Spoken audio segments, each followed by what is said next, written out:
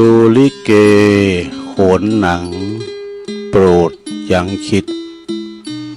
มองชีวิตคนเล่นเช่นโขนหนังบางครั้งสุขทุกรุมสุมประดังไม่กี่ครั้งก็ลาลับกลับเข้าโลง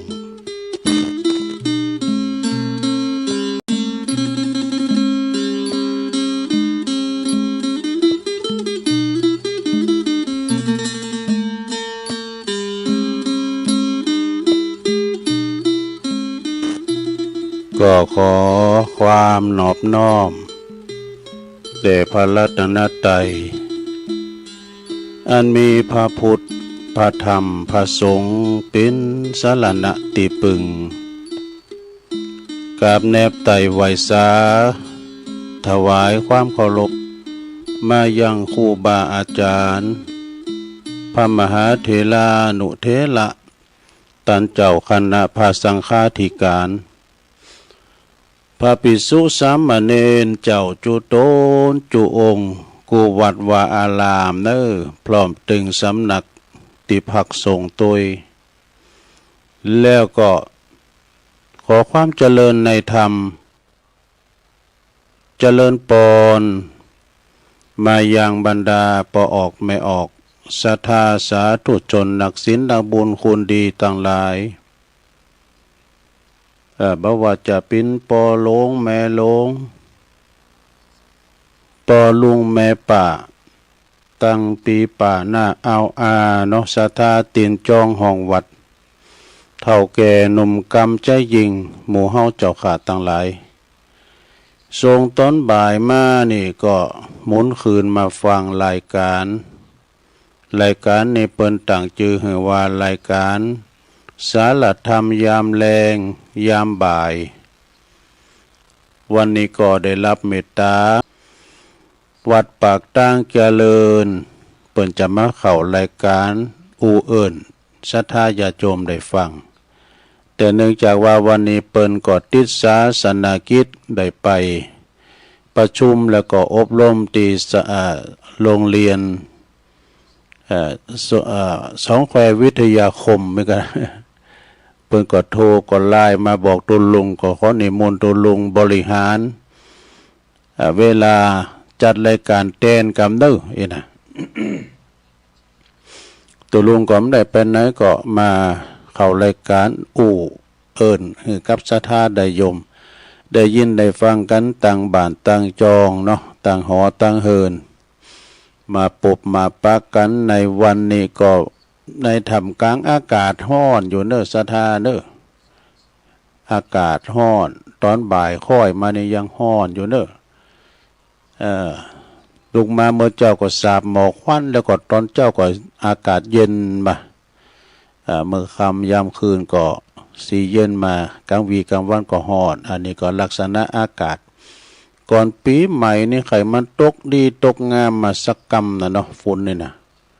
เอาหาอึ่งหาเขาน้ำไหลไฟดับเอากระฝุ่นน่ะลุ่มเอา ตกดีตกงามเหมือนกันเนาะสาธาดินฟ้าอากาศก่อนเตรียมฝนจะตกนี่มันจะห้อนก่อนเนาะสาธาแล้วก็ระมัดระวังเนอะฝนตกหัวปีนี่มันจังมีลมวาตภัยเกิดได้ตลอดมันมาปิ้นหอมกันว่ามันมาหอมได้ก็ทะลุปุ๊บปังเนอทำความเสียหายไม่ฮักลักกูดนะบ้านจองหอเฮินเปิดก็ปิวพองหลังคานี่นะฉะนั้นก็ระมัดระวังฝนหัวปีมาปบมาปักกันวันนี้ก็วันปุดเนาะวันปุดวันนี้ก็ตรงกับวันที่27แล้ววันนี้วันที่26อยู่นะ วันนี้เป็นวันที่26ของเดือนมีนา2568เนาะพุกก็เป็นวันหอทำแล้ว27นี่วันหอแล้ว28ก็จะเป็นวันเดินดับกะเนาะศรัทธาญาติโยมทั้งหลายเดือน6จะดับเดือน7จะออก วันนั้นก็วันนี้มาปบมาปะกันแล้วก็ก่อนอื่นก็เอ่ยไปตังคืนสถานีขอบคุณสถานีวิทยุในเครือข่ายที่เปิดหับสัญญาณรายการธรรมะชงเวลาตั้งแต่15ถึง17นาฬิกาหรือว่าบ่าย3โมงถึง5โมงบัดนี้เนาะขอบคุณสถานีวิทยุคณะสงฆ์อำเภอฝางจังหวัดเชียงใหม่วัดวัดพระบาทพระพุทธบาทอุดมนะ FM 100.25เมกะเฮิรตซ์แล้วก็ขอบคุณสถานีวิทยุคืนพระพุทธศาสนาการศึกษาและวัฒนธรรม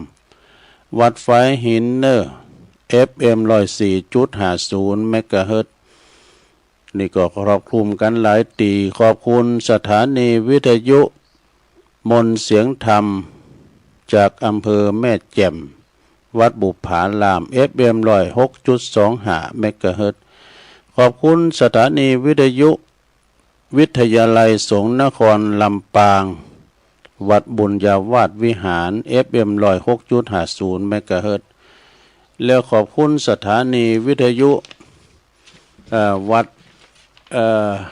น้องกายเนาะน้องกายนี่อยู่ในเขตอำเภอแม่แตงกันเนาะศรัทธาญาติโยมแต่ต่างไปต่างวัดพระพุทธบาท400นะกันเนาะมึงเคยผ่านนะไปตังปูนเนี่ยตังพระบาท400บ่เนาะวัดน้องกายเปิดก่อออนไลน์ก็ขอบคุณเจ้าหน้าที่ดีเจตัวเนอะที่เปิดก็กล้องสัญญาณไปนำรายการนี้สู่ตันผู้ฟังที่อยู่ตั้งบาทตั้งจองตั้งหอตั้งเฮินเนาะก็อย่างตุลุงวาเนาะตามปกติรายการนี้ก็เป็นรายการของอาจารย์พระครูอภิวัฒนวิกรมผู้อำนวยการคืนสีขาวเนาะวัดปากตั้งเจริญแต่เนื่องจากว่าวันนี้เปิดติศาสนกิจไปอบรม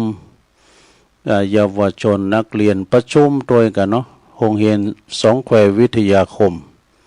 แล้วก็เปิ้นก็เลยโทรไลน์มาบอกตุลุงขอบริหารเวลากำเนิดอีนะตุลุงก็มานั่งเข้ารายการนางอู่นางจากัปออกศรัทธาไปนะแล้วก็เอาเสาะหาถ้ำมาเตดพองก้าตุลุงมันอู่จาว่าขะใดนะอู่จาคือว่าอู่แม่ อู่แม่ว่าขะใดเฮ้ยมันอู่แม่อันนั้นอันนี้นะก็เดี๋ยวก็กำตึกอ่ะนี่นะกำมาขีดตึกเฮ้ยก็เลยเอาทำมาตีถึงศรัทธาญาติโยมฟังนี่คนฟังมาบ่ายมาแรงนี่มันป้อไม่หลายซะนะจะเหมือนเจ้าก็ไอ้เนาะคำคืนกันเนี่ยว่าโตสถานนี้เป็นหลายโลกเมื่อค่ำยามคืนเมื่อเจ้า5 โมงก็นี่นะแต่เมื่อแรงนี่ก็ขอเงินได้องค์ขลงในเมืองอีนะเนาะลำปางแม่แตงพวกนี้ก็เขาก็พอดีละนะพอดีละเพิ่นก็ฟังกันก็มีคุณเฒ่าคุณแก่อีปอยแม่ติมไปไหนเนาะเดินเหินไปไหนบ่ได้ก็ฟังกันไปอยู่หออยู่เฮินเนาะศรัทธาตุลุงก่อนน้อมนำคุณคว้าเอาธรรมมาติดวันนี้จะน้อมนำเอาธรรมของตุอุ้ยทำแล้วตุอุ้ยก็คือหลวงปู่บุญปันปุญญธรรมโมนี่เปิ้นอยู่ที่ไหนอยู่ปุ้นวัดแม่โป่งดอยสะเก็ดหลวงปู่ก็ปุ้นหิม100 ปีปุ้นนะอายุสังขารเปิ้นนี่นะเปิ้นก็จังส่งไล่มาหือตุลุงส่งคติธรรมส่งการ์ตูนก้านะเป็นกำลังใจกับตูลูกตูหลานนี่นะเนาะเปิ้นก็บริจาคทำมาหลายผูกหลายเลืองเนอะบ่ว่าจะเป็นหลวงปู่ครูบาบุญปันหลวงปู่หลวงป่อบุญปันปุญญธรรมโมวัดแม่โป่งก็ดีพระอาจารย์สมเพชรปัญญาโนก็ดีปนันปันแม่ฟองอินมหัดก็ดีแม่กิมหลังเขาหลายท่านที่เป็นธรรมเนาะแล้วก็ที่เป็นหนังสือธรรมะก็มีหลายตั้งปลงสุนทรบุญญาสิงห์เขาก็ดีปนานเขาเนี่ยพอกำนันสันติสุขชัยวงศ์เขาเนี่ยพอครูศรีโนนเกี่ยวสู้กับก็หลายคุ้นคว้าเอาเนาะศรัทธาญาติโยมวันนี้ก็เลยกำเอาธรรมตุอุ้ยบุญปันมานี่เป็นธรรมเกี่ยวกับอนิจจังทุกขังอนัตตาอีกเนาะศรัทธา อายุยืนอายุยืนนานทรมานสังขารไตรลักษณ์คาถาลองฟังบันเป็นธรรมบรรยายนะโลเนอะธรรมบรรยายใจสาธาโวนะณโอกาสบัดนี้นะเนาะสาธาลองฟังบันเดอร์สาธาเด้อฟังพอเด้อตุลุงจะตั้งนะโมก่อนนะนะโมตัสสะภะคะวะโตอะระหะโตสัมมาสัมพุทธัสสะนะโมตัสสะภะคะวะโตอะระหะโตสัมมาสัมพุทธัสสะนะโมตัสสะภะคะวะโตอะระหะโตสัมมาสัมพุทธัสสะอนิตตมนุญญาณังมนุญญาตังมัจจานังอิทะชีวิตังตินี่อันนี้เป็นคาถาเบิ่นลงเด้อก่อนหน้าโอกาสบัดนี้ตนตัวแห่งอัตมาภาพก็จักได้แสดงพระสัทธรรมเทศนาพรรณนาธรรมะอันเป็นคำสั่งคำสอนขององค์บวรสัมมาสัมพุทธเจ้าตันตั้งหลายได้ตั้งสติได้ตั้งจิตตั้งใจฟังก็จักได้เป็นบ่อเกิดเกิดความสังเวชสังเวชสลดหดหูใจในเรื่องของสรีระร่างกายสังขารของเฮานี่สะเปิดว่าเป็นประโยชน์แก่ท่านทั้งหลายที่พร้อมอกพร้อมใจกันสดับรับฟังกันอยู่ตั้งหอตั้งเฮินด้วยความบ่ประมาทในชีวิตเนาะโดยว่าวันนี้ในขณะนี้พ่อแม่พี่น้องสถานะบุญเฮาก็กำลังรวมกันบำเพ็ญกุศลศพที่ผู้ที่ลงรับขันไปก็ซึ่งก็หมู่เฮาเจ้าขาดทั้งหลายเนาะบางทีก็หมอนปอเมาะปอหมอนปุยยาตาโทษลุ่มหายแต่จากกันไปอีกเฮาก็มาโลมทำบุญเป็นเกียรติให้แก่ผู้ที่ลงรับขันไป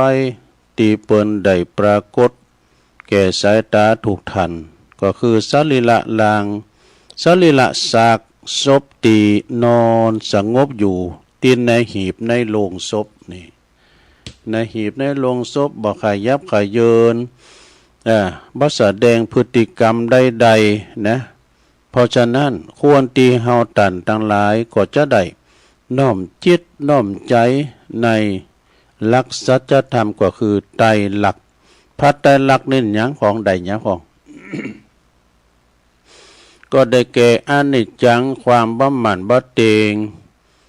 ความบ่เตงบ่หมั่นอยู่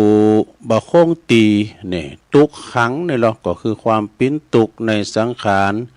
เจ็บปวดป่วยทรมานนี่ปิ้นตุกอนัตตานี่ก็คือมันเป็นของตีสมมุติมันบัดใจของเฮาแต่บังคับมันก็บ่ได้บ่อยู่ในอำนาจของภัยเด้อสังขารนี่นะไปหือแก่มันก็แก่มาติกๆบ่หือเจ็บมันก็เจ็บมาติกๆลงเอ้ยบ่หือตายพระจะห้ามตายได้เนาะตายนี่ห้ามบ่ได้นะไผห้ามตายห้ามได้พ้องแม้แต่พระพุทธเจ้าก็ยังเข้าสู่นิพพานศรัทธาต้องทำอกทำใจก็จะเกิดความสลดใจสังเวชใจอันจะทำให้ผ่อนคลายจากราคะ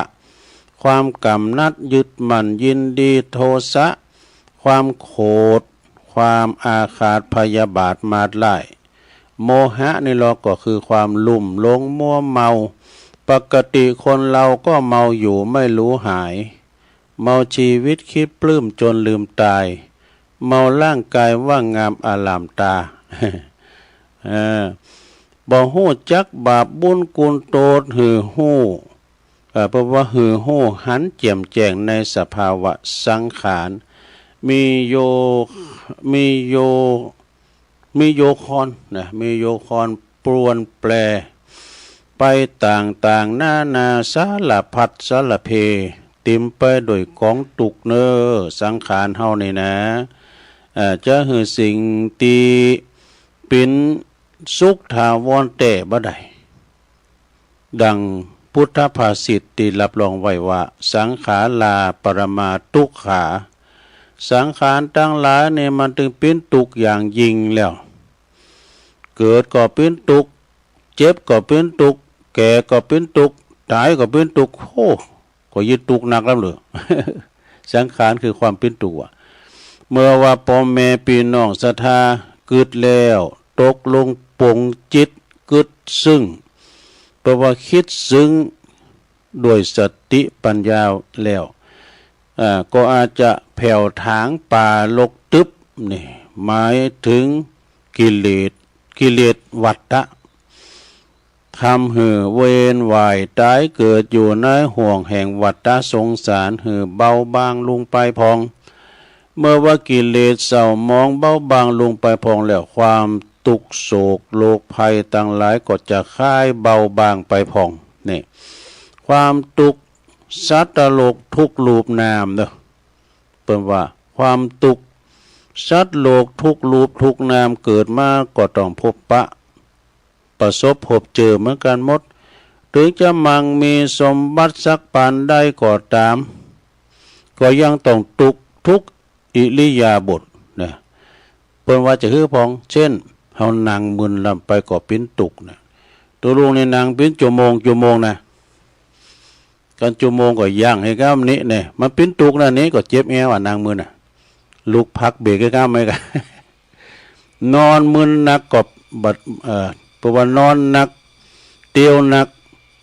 บ่พักบ่ย่างก็เป็นตุกเนี่ยนอนหนักลำไปนี่ก็เป็นตุกนะสะทาเตียวหนักลำไปก็เป็นตุกพร้อมหยังเจ็บแขนเจ็บขามันเตียวหนักเพราะว่าปวดเมื่อยเหน็ดเหนื่อยอิดหิวหนักกินหนักก็หือโตดกินหน่อยก็บ่มีกำลัง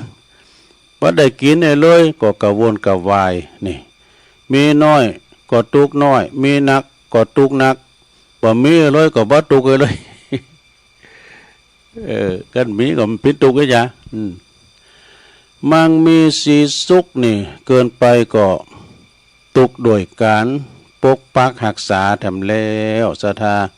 มีเขาของเงินคำหลายลำไปนะ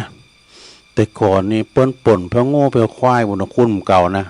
ป่นเอาไปพื้นขอกว่ะแล้วคุ้นก่อนในการไผ่ป่นไผ่หลักจ้างนะเปิ้นหมอพิษอะวะไม่เยอะหมอพิษจ้านมันกึดใหญ่ลำไปวะ หมอพิษก็มาไหนวะหลักจ้างนี่นะโกว่าได้รับภัยอันตรายนะมั่งมีสีสุขเกินไปนี่นะเขาของเงินคำยิงเฮามีแก้วแหวนแสนสิ่งใส่สอยใส่ข้อใส่ท้องใส่ยองไปติมคอยนะมีเหลือใส่แขนมีแหวนใส่ก่อยมีสอยสังวานมีพาเหลี่ยมทองใสนะบทโตมันหล่อจิตหล่อใจคุณให้มันพองเอาลูกสะท่าเนาะแปลว่าตู่ทองเคินตีเยอมันนั่นนะมันเอากำเอาเผือมันอันนึงอยู่ที่แจงอันนึงอยู่ที่รับอ่ะเนาะสะท่าโกเขาจะมาหลักกาจีป่นกาอีกอะตีสุดก็โกตายละดังอย่าละของพิตนแน่ตายละเข่าละของละเงินละทองให้นาปาตั้งเอาไปตัวมันได้สักอย่างเขาของเงินคำสัมปติแม่แต่บ้านจองหอเฮิรนแปลงเสียงเป็นแสนตายแล้วเขาเหนืออยู่รู้หามลูกนอนกะลางเฮิรนเขาแปลงเตะเขายิ้มเขานอนเขาหามลูกนอนกะลางวนเอาย้ำไปไม่ได้สักอย่างนะถ้าว่ามีนักก็ตุกนักมีหน่อยก็ตุกหน่อยเพราะตุกบ่พอกินก็มีบอกพอกินบ่พอใจก็มีชีวิตเป็นอยู่โดยอาหารเด้อเขาต้องกินอาหารเนืองโดยเข้าของเงินคำก็ดีจึงจะทำมาหาเลี้ยงชีพหือเป็นสุขได้เข้าติมเหล้าเข้าติมร้องมีเงินมีทองมากมายอันนั้นนี่อันนี้ก็สุขเป็นสุขได้นะ แม่แต่แม่ที่สุดอยู่ปกติบ่ได้เนี่ยนะจิตของเฮามันก็ยังดันไปนึกคิดเรื่องที่ลงเลยมานมนานแล้วไอ้ดอก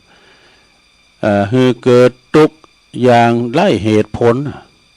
เก็บมาขุนคิดหืองุดงิดขุนเครื่องก็มีเข้าทำนองที่ว่าตุ้มผ่าลายหมาเห่าเนี่ยตุ้มผ่าลายในหมามันจังเห่าคุ้นกำบากก่อนนี่มันพิษกันเนี่ยสดาจำเตือนเปิ้นตายไปแต่หึงเอาเปิ้นมาอู่โรพิษกันแถมสดาความสุขในด่านสุขภาพจิตพลอยหมดไปเนอะพลอยหมดไปสังขารทั้งหลายนี่นอกจากปิ้นตุกแล้วก็ยังยืนยาวเนอะบ่อยู่ยืนยาวนะสังขารนี่นะอายุเฮามาผอมเดี๋ยวนี้โอ้70 8060ปลายเนาะอายุคุณเฮานะอยู่เพ่งโชว์ข่าวโชว์ขันนะบ่มีป้ายบ่มีเครื่องหมายบอกไว้ว่าวันเดินปีว่าจะปิ้นตายให้ดีจะได้เพราะฉะนั้นพระสารีบุตรเนี่ยอัครสาวกของพระพุทธเจ้าจึงแสดงแก่นางวิสาขาเป็นภาษาบาลีว่าอนิมิตตมะนัญญาตังมัจจานังอธิชีวิตตังก็แปลว่าชีวิตของสัตว์ทั้งหลายนี่นะบ่มีเครื่องหมายว่าจะมีชีวิตความเป็นอยู่มีจะเมินนานสักเท่าใดสามัญชนธรรมดานี่ก็บ่สามารถจะลงหูลงหน้าไปได้นะแต่ว่าเฮาจะตายเมื่อใดตายตีไหนตายเวลาใดเฮาจะเดินทางถนนเพิ่นว่าเขาเขียนเนาะระยะทางถนนระยะทางไกลกี่เมตรเป็นกี่กิโลมีหลักกิโลเพิ่นบอกไว้ดอกเพิ่นก็มีอันหลักกิโลบอกไว้ป้ายบอกทางโค้งอันตรายกาจอดตีพักเพื่อว่าจอดตีหันพักที่นี่เพิ่นบอกไว้หมดเขียนไว้นะควรจะไปบอกควรจะไปควรจะแซงบ่แซงนะต่างโค้งต่างหน้าเด้อนะเพิ่นเขียนบอกมันแต่ชีวิตของคุณเฮาหรือว่าสัตว์ที่มันบ่มีเครื่องหมายบอกไว้ว่าบ่มีกำหนดว่ากาลเวลาอายุเพศวัยจันทร์วรรณะยศศักดิ์ไผ่จนคุณมีเศรษฐีก็ถามตกอยู่ในสภาวะเดียวกันหมดศรัทธาญาติโยมทั้งหลายเอ้ยบางคนนะก็ตายโดยโรคลมปัจจุบันทันโดนอู่กันอยู่แต่อยู่ดีๆก็ก็ฟุบลงไปหันต่อหน้าต่อตาอีกก็มีนะบางคนก็ว่านะโอ้อู่กันนี่บ่โตแห่นคำแห่นมืดด้วยนะมาหูคิงทำกรรมเขาบอกว่าเขามันอยู่ห้องยาวอยู่ห้องซีอุยบ่อ่านห้องICU บ่อีกก็มีใช่ไหมโอ้ว่าอู่กันโน้นี่มันเป็นแน่จะได้โรคภัยไข้เจ็บมันจะมาเฮามันจะบอกเนี่ยนะเป็นลุ่มปัจจุบันทันโดนความดันโลหิตสูงพองกาอีน่ะโรคไหลประจำตัวหัวใจวายโอ้มันมีสัพพะมักจะตายเร็วตายด่วนทรมานสังขารเมินนานนี่บัณฑิตนักปราชญ์ท่านได้อุปมาเปรียบไว้เหมือนเฮาจิเตนตามเตนนั่นไว้ตีโลงแจ้งถ้าบ่มีลมมาปัดไหมนะมันก็จะแจ้งสว่างไปตลอดจนหมดลิ่มเตนนะเตนดับไปก็เพราะว่ามันหมดลิ่มเตนหมดใส่มาละนี่เปรียบว่าถูกลุ่มปัดไปแปลว่าถ้าถูกลุ่มมาปัดไปมันก็ดับไปจากทิศทั้งสี่ลุ่มมาทิศทั้งสี่เนาะความสว่างนั่นก็ดับวูบเพราะว่าแหงลุ่มเตนก็ยังบ่หมดบางทีเจ้าของโกไฟมาเฮินมันดับให้ก่อนอีกก็มีเนี่ยแต่ถ้าว่าเตนเนี่ยมันหมดเตนเนาะใส่มันหมดโกมก็ตามแล้วในโกมน้ำมันนี่นะ ใส่มันแห้งเนาะสมมติว่าใส่มันแห้งมันดูดน้ำมันขึ้นเหมือนกับคนเป็นพยาธิว่ะมันยารักษาก็บ่หายอ่ะนะตายกับพายุพยาธิอัมพาตนี่ก็มีแต่ว่าจำเตอก็ใส่มันแห้งน้ำมันเจอเพลิงมันหมดก็เหมือนกับลิมตีนเนี่ยนะลิมตีนนี่มันใหม่จนเสียงดูเนี่ยก็เปรียบคนเฮาเนี่ยปลดทุกอายุไขเพิ่นเสียงเด้อ90เด้อก็100นี่นะเนาะอันนี้เพิ่นเสียงบุญเสียงอายุไขแท้ๆอีเนาะบางคนนี่ก็เต้นบางลิ่มก็เต้นดับสกรรมเจอเพลิงก็มีใส่มันก็แห้งนี่นะมันดับพอลุมไปก่อนลุมมาปัดมันก็เหมือนคนเฮาดีตายลงกรรมนี่ตายก่อนวัยอันควรเรียกว่าประสบอุปัตวเหตุเพศภัยต่างๆอีกก็มีนะสดาเนาะอุปมาเหมือนคนกับคนเฮาเนี่ยบางคนอายุมันยืนยาวจนเฒ่าชราตายไปเพราะเสี่ยงอายุไขสังขารตายเพราะว่าหมดบุญตีว่ากันเสมอว่าห่อเข่าหมด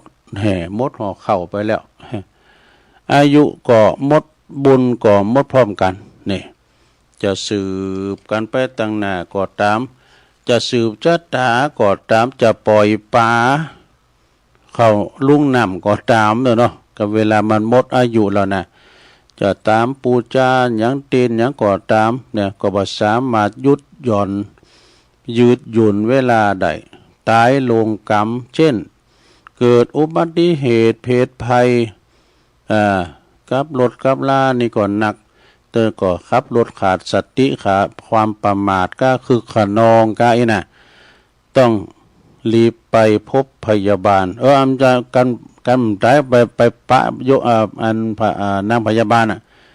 กันว่ามันไปตายก่อนนึงไปปะโยมบาลมันไก่ก็นี่นางพยาบาลกับโยมบาล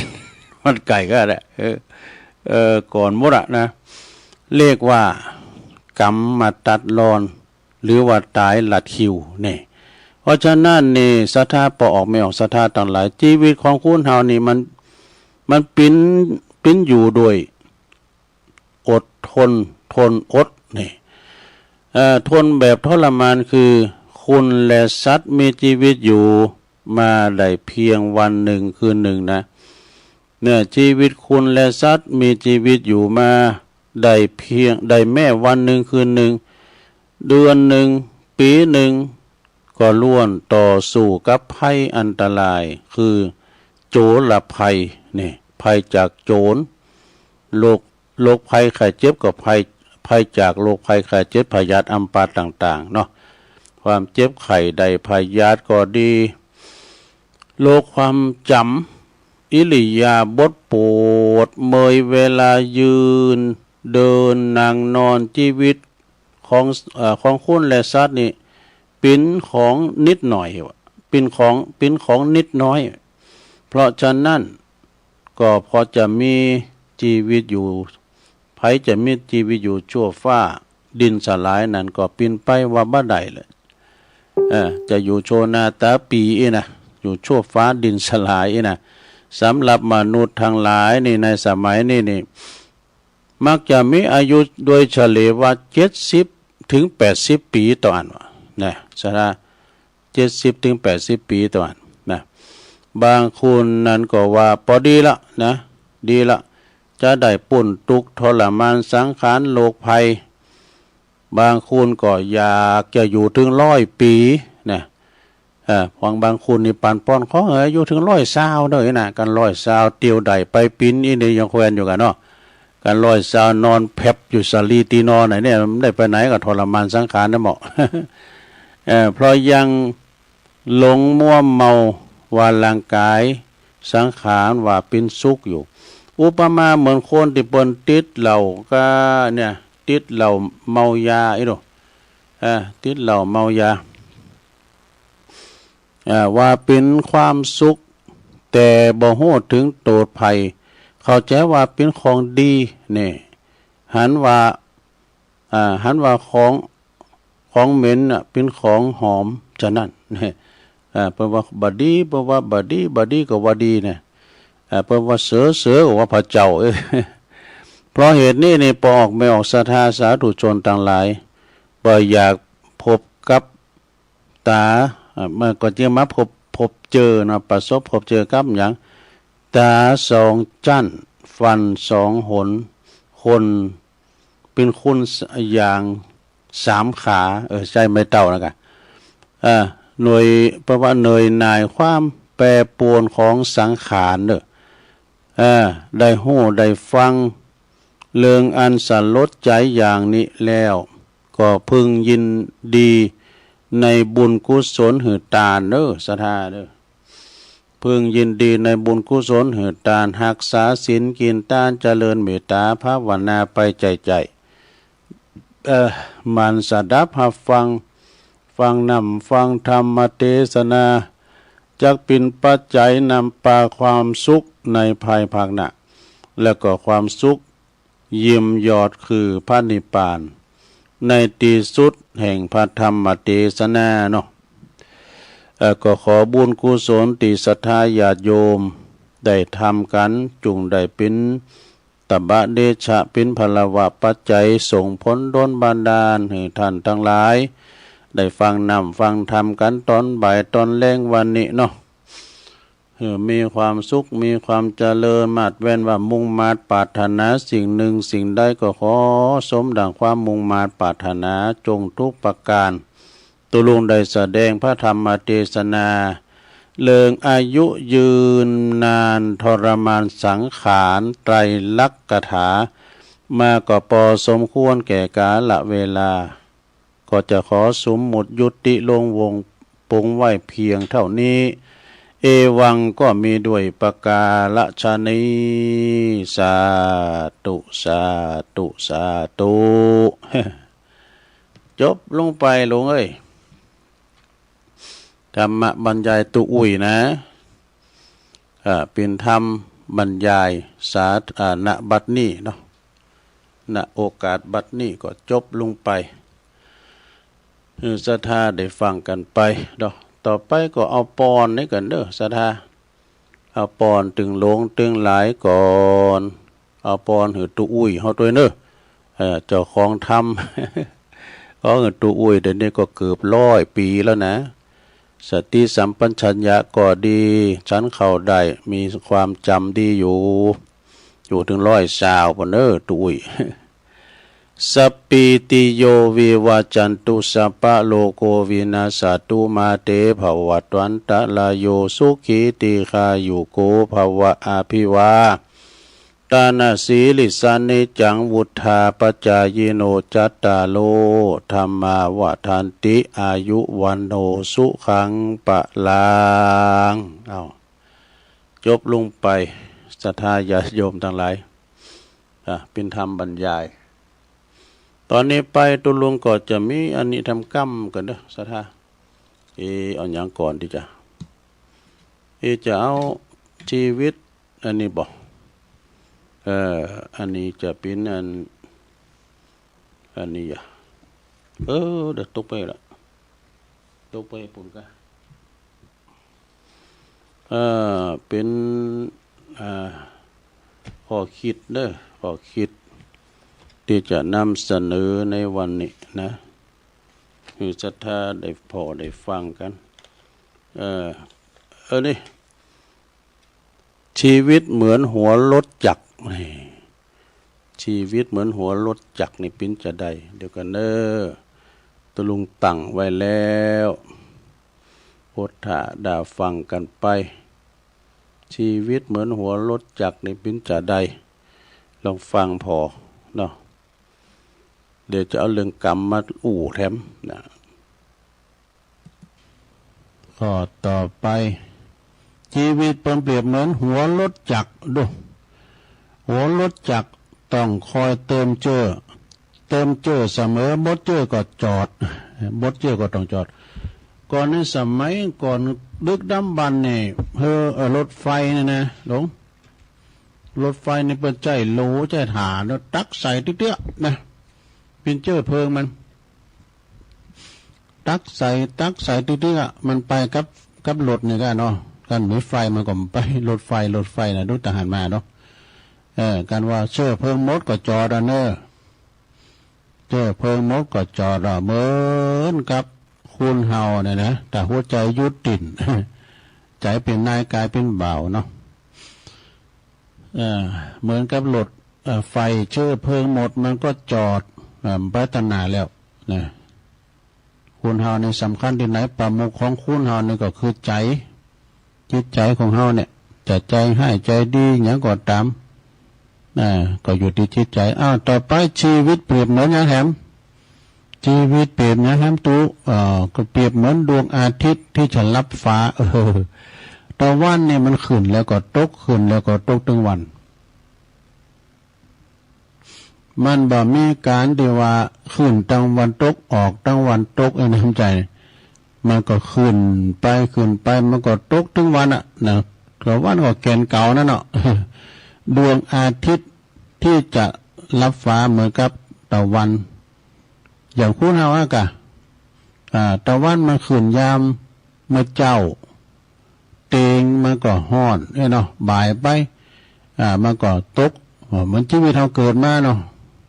เกิดมาก็จำเริญวัยใหญ่น่าจะกาบ้านเกิดมามกเตงนี่ก็กึ่งขอนคุณละบ่ายไปแล้วก็ก็โมยไปตามนั้นว่าแล้วก็จนถึงว่าตะวันตกอายุเขาก็หมดอายุไขไปเนาะต่อไปทั้ง3ข้อลง อีก3ข้อชีวิตเปลี่ยนเปลี่ยนเหมือนอย่างแหมตุเหมือนเกวียนที่ใช้มานานเกวียนก็คือล้อนะโลเนอะเกวียนก็คือล้อยอมดีเพราะว่าสอมดีอย่างใดก็ต้องผู้ปังไปเนี่ยล้อนี่มันจะเหมือนรถนะหลงรถนี่มันยังเป็นเล็กอยู่นะล้อนี่มันจะมีเล็กก็มีอย่างเล็กตีนล้อแกนล้อเฮ็ดกะนะมันนั้นเป็นไม้นะมันเนี่ยปลุงเนี่ยคุกคีกับล้อมันหนักกำแหลมก่อน สมัยก่อนนะเปิดมาอุดให้อธิบายเรื่องล้อนะล้อนี่ประกอบว่าโดยกระลกล้อแกนล้อกระดอนเล็กกระดอนล้อดุมล้อ4ล้อฟักล้อเล็กตีนล้อแล้วก็การจักล้อดูแอกล้อเห็นไหมนะ แต่ก็เนี่ยเวลาเล็กตีนล้อมันยำแรงนี่กะเล็กตีนล้อมันหลุมอย่ากันไปเข้ามันตกหินพายเนาะมันยำแรงมันหดก็จะได้โมโนเล็กตีนมันก็คืนตัวน้อยมันที่จะออกจากกันฟักล้อพี่ตายปอก็เอามือก็ต่อยคือมันอยู่เสมอพวกมันสดได้ยืดดีน่ะล่อก็หลากนักให้นี่เนาะรกผูกจ่ามาก็เบื่อเอาไปบั่นเวงว่าเป็นไปเฮ็ดเพราะว่าเฮ็ดล่อเพราะว่าเฮ็ดล่อลัดล่อคือหมายความว่าเพิ่นได้ยินได้หมดเนาะเพราะมันได้ถามผู้ช่วยขุดนั่นน่ะสารวัตรขุดเพิ่นจะได้หมดน่ะเพิ่นถึงมันกินขึ้นมาให้เนี่ยสถานเนาะเรื่องล่อผ่านไปเหมือนเกวียนที่ใช้มันนานก็ยอมทะลุผู้ปังไปเนอะแล้วก็ชีวิตเปลี่ยนไหมครับชีวิตเปรียบเหมือนหมอดินนี่แน่นอนกันเปรียบเหมือนหมอดินในที่สุดก็ต้องแตกพังทลายไปเนี่ยมันไม่มีอย่างมายังยืนอยู่นานใดเนาะสดาเนาะขนาดเล็กก็ยังโดนขี้เหม่งกินผ้าเนี่ยนะสระผ้าเนี่ยฟูนเหลือมามนะเอาไว้ในฟักกระดิ่งผูกจอจักมานะบทโคพี่ขี้เมงมั้ย ขี้เมงเกิดกับเล็กแต่ๆก็อย่างหมอดดินเนี่ยมันไปรักษาไว้เมื่อเหนเหมือนมันก็แตกเนี่ยเหมือนคุณเฮาเนี่ยเกิดแล้วก็ตายเกิดตอนใดก็ตายเต่าอันนี่สุดท้ายลงเลยชีวิตเปลี่ยนเหมือนอย่างแหมเหมือนถังใส่สิ่งปฏิกูลนี่ปฏิกูลก็ของโสโครกอย่างนั้นงามแต่ป้ายนอกว่ะแต่ข้างในนั่นเป็นว่าซกกับปกว่ะมันมีอย่างหมดมันมีหนังห่อหุ้มไว้โดยสดาจิอันร่างกายเขาเนี่ยนะมันมีหนังมีอินลัดกึ่งกันไว้มีกระดูกก็เวลาว่ามันมีหมดแนวหันกระดูกหันกระซาก็เหลือผีดากันนี่แล้วผีดากันแล้วก็เปิ้นว่า เอ็นใหญ่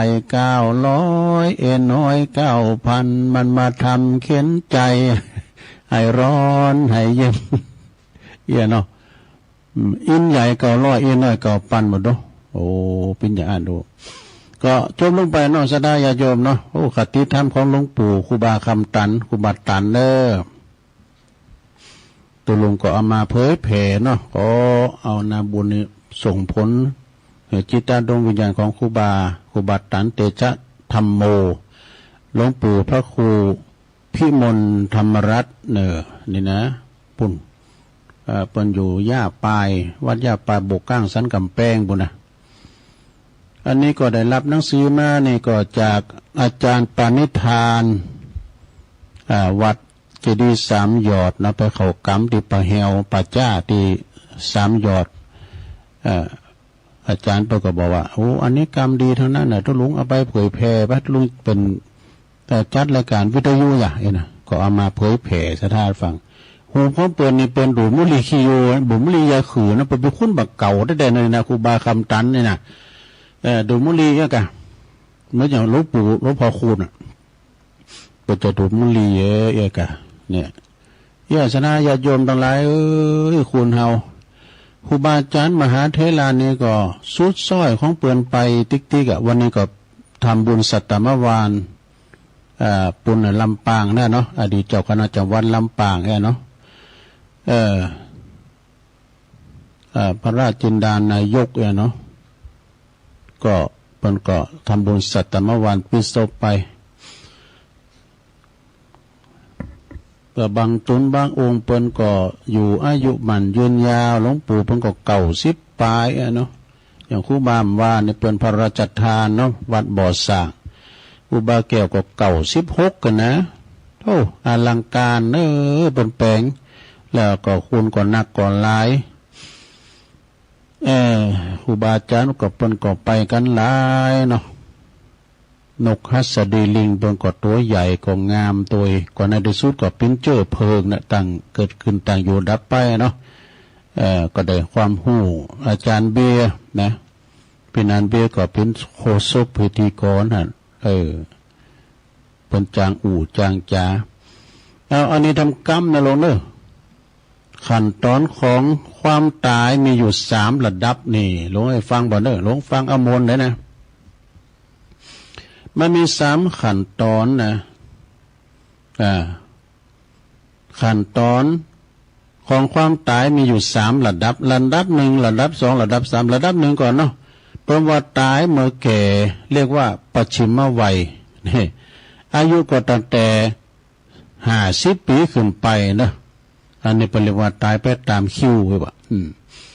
50 ปี60 ปีแปลว่าสวแล้วหรออันนี้ก็50 ปีในวัยกลางคุณอยู่แต่ถ้าว่าฝรั่งว่า60 ปีแปลว่าวัยรุ่นเลยว่ารุ่นแรกแย่มนะรุ่นแล้วก็ไปตามคิวนะข้อที่1นะข้อที่2แล้วมาตายก่อนแก่แล้วตายก่อนแก่เรียกว่ามัชฌิมวัยตั้งแต่อายุ25 ถึง 50 ปีเป็นเรียกว่าตายแซงคิวเนี่ยตายแซงคิวเนี่ยเป็นว่านะแล้วก็ข้อที่3ลงประวัติตายโดยไม่มีโอกาสประวัติตายโดยบ่มีโอกาสจะได้ฮู้บ่ได้ฮู้จักคำว่าแก่คือตั้งแต่อายุแรกเกิดจนถึง25 ปีประวัติตายลัดคิวดูแต่กับบางพองเนี่ยมีโอกาสได้แก่เลยลงเป็นโอกาสดีเดี๋ยวเฮานี่ต้องภูมิใจที่ได้แก่นะสันเตอร์คุณมาลุ่นไปก่อนเฮาก็มีจะหลายปะเลอะปะเติมสังเฮาเนี่ยต้องยอมรับว่าอายุเฮามันยืนยาวได้พอโลกนี้ไปแต่เมื่อนอยู่นะมันบ้าโมนนะกะตัวเนาะมันเจ็บแข้งเจ็บขาก็อดเอาเปิ้นก็เจ็บเฮาก็เจ็บกินยุกินยาตัวไปนิมิตนี่หรอแปลว่าสั่งนิมิตนี่นี่แปลว่าไม่เนาะสิ่งที่บ่มีเครื่องหมายบ่งบอกลวงหน้า5 ประการเด้อนี่5 ประการนะลงชีวิตเฮาฮู้ลงหน้า5 ประการที่เฮาจะตายตีไหนตายตีเมื่อใดตาย เมื่อคำเมื่อคืนนะมันมีนิมิตนิมิตนี่นะคนหนึ่งชีวิตบ่ฮู้ว่าจะอยู่นานแค่ไหนไผขาดคะเนบ่ได้บ่หาว่าอยู่ต่อใดเฮาจะละสังขารละโลกนี้ไปเนี่ยอายุต่อใดเฮาบ่ฮู้หรอกบางทีก็เจ็บป่วยเมื่อยไข้อยู่ปัจจุบันทันโดนก็มีนะบ่เจ็บป่วยเมื่อยไข้ยังสักอย่างเนี่ยลงเปิ้นนึงว่าเปิ้นว่าฮือก็เปิ้นว่ายามันมักจุลลาดนายเราเอาไปแน่เว้นเสียแต่เร็วช้าอย่าสงสัยเนี่ยคืนและวันพลันดับรับล่วงไปเราก็ใกล้ป่าช้าไปทุกวันไปทุกทีว่ะแล้วอย่างเป็นว่าเจ้ายังหันหน้าสายตายนี่สายยังอยู่สบายบ่ายม้วยนี่บ่ายยังลืนเนี่ยแปลว่าบ่ายยังรื่นเลิงกายเย็นดับชีพเฮนี่เย็นหยอกลูกอยู่ด้วยข้ามม้อยอาสันนี่สะดาเนี่ยมันแน่นะบางคนปิ้นอย่างซากเติบโตเจกันอย่างฟ้าผ่าเนี่ยนะกันมันมาป้าก็เอาไปให้ฉันเตอก็ร่มว่ากันนี่ปวดโตถูกข้อเนี่ยปวดโตต้งพูกมามึงไปห้องยาบุนี่โหก่อนมันยานก่อนว่ากันเนาะทุบแข้งทุบขาอยู่เนี่ยโหมันวูบมันคืนเลยเนี่ยเพิ่นเอาเข้าไปห้องซีอุยว่าห้องICU ว่าเนี่ยดูมันบ้านเหน่ลูกเนาะนี่มิตรมันจะว่าตัวไอ้ว่าไปหาอย่างเด้อที่ไม่บ่งบอกล่วงหน้านะหนึ่งชีวิตบอกฮู้ว่าจะอยู่นานแค่ไหนนี่เฮามันพยากรณ์บ่ได้ว่าเฮาจะอายุมันยืนยาวขนาดไหนสองความเจ็บป่วยลงความเจ็บป่วยเมื่อยไข้เนี่ยบอกฮู้ว่าจะเจ็บป่วยโดยโรคอันหยังนี่โรคเนี้ยจะมาเบียดเบียนเฮาจนทั้งแก่ความตายเฮาบ่ฮู้นี่ไข้อันหยังพองนี่นะไข้โควิดไข้หวัดไข่โป้ง มันเหมือนแหน่แต่มันไข่เนี้ยจะมาแล้วเนาะขอมันอย่างลุงนานว่าตายเนี่ยป้อมโกนะตุนะยันป้อโกเจ็บว่ะโอ้ยังเจ็บอยู่ก็เวลาเขาเจ็บป่วยเมื่อยไข้ลุ่มมอนนอนเสือพิษอามาพึกอามาพาดแล้วไผ่มาผอมบอนขอนมีเฮ็ดเลยขึ้นมานะหมอเพราะว่ามันก็มีเป็นอย่างเนาะข้อที่สองจบไปต่อไปข้อที่สามแล้วเวลาตายนี่บ่ฮู้ว่าจะตายวันไหนเนี่ยเขาบ่ฮู้นะ7 วันเนี่ยพระศุกร์เสาร์อาทิตย์จังมื้อนี้นะบ่ฮู้ว่าตีไหนวันใดที่เขาจะตายซะนะบ่ฮู้ว่าจะตายวันไหนเขาก็บ่ฮู้ได้แล้วก็สถานที่ตายข้อที่4สถานที่ตายด้วยเนี่ยสถานที่ตายเขาอย่าตายโหค้อมมาตื่นนะกลางหอกลางเฮือนลูกหลานมาไห้แวดซ่องมาไห้กันแวดซ่องหรือว่าเขาจะไปตายห้องยาหรือว่าเขาจะไปตายที่ไหนสถานที่สัตว์ไม่ตายไม่มีกลางตุงกลางหน้ากาบางพองไปก็ไปนอนกลางตุงกลางหน้าพยายามมักยุราประหารใส่ไผ่มันเต้นหันชีทหันใจปนไปใจพอไปสูงเข่ากระด่างไปแล้วเอียนนะสระอยู่ดีมีสุขเลยอยู่ดีมีสุขข้อที่4นี่เขาสถานที่ตายบ่ฮู้ว่าเขาจะตายที่ไหนนะมันบ้านเนเนาะสถาญาติโยมต่างหลายวันนี้ตุนได้มาอู่กันเรื่องความตายใจอ่อนเมื่อไปอู่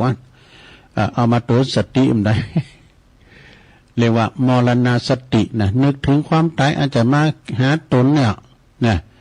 มันจะมาเมื่อใดห้ามหูเขาก็กิ้มทาไว้กันเนาะคุณเฮานี่กันเฮามันปรุงไว้แต่คุณเฮามันตึกตายอะไรมันก็ไปอย่างนะเอาข้อที่5สุดท้ายลง คติที่ไป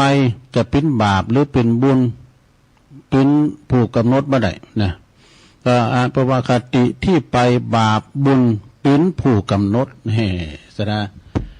บางพงก็กันเวลาว่าจะตายข้างก็อีนะมันต้องมีหรอกแต่บางทีนี่ก็เปิ่นตายไปก็ไปดีบ่มีทุรนทุรายเวทนามยังไปดีเนี่ยไปแบบสงบอย่างนั้นแม่ตัวลุงตายเนี่ยตามปีตามนอกบอกว่าเปิ้นรับไปดูรับไปแล้วเพื่อหู้คิงเปิ้นชามพร้อมมีแล้ววะดูนั่นกูเตบเอาแล้วเนาะสัตยาญาติโยมทั้งหลายเรื่องความตรงความตายตุจอตุนได้มากับอุกเรื่องตาย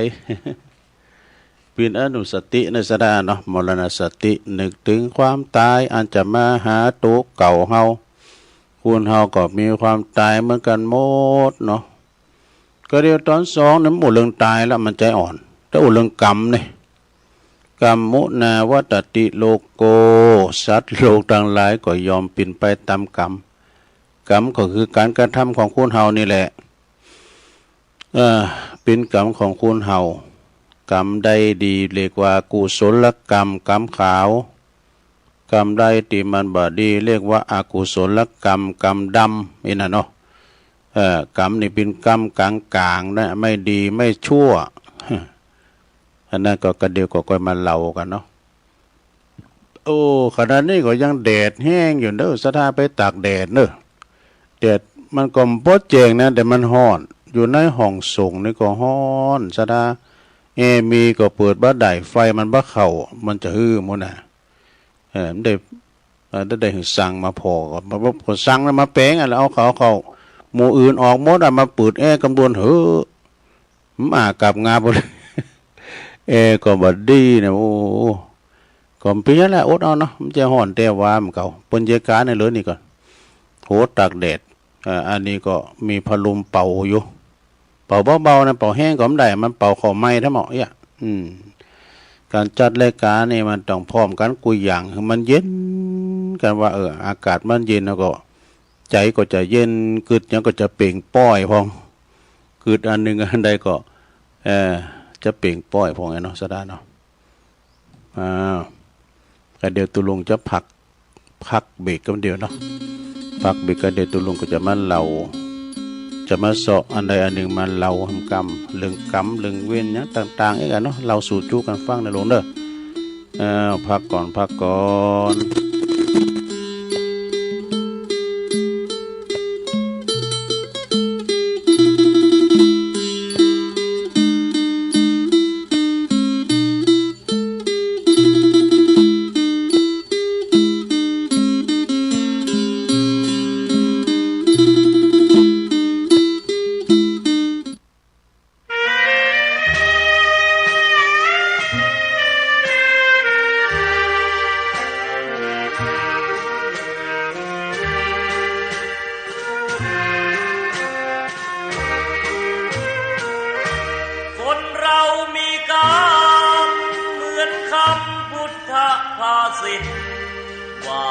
ิดมาใช้นี้ชีวิต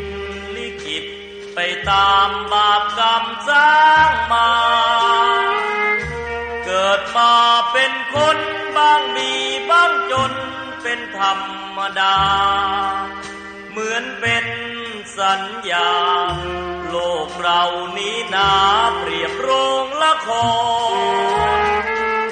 เกิดมาทุกคนไม่พ้นที่เชิงตะกอนเหลือตัวล่อนจอนที่หลับที่นอนเหมือนกันคือโลกคนเรามีกรร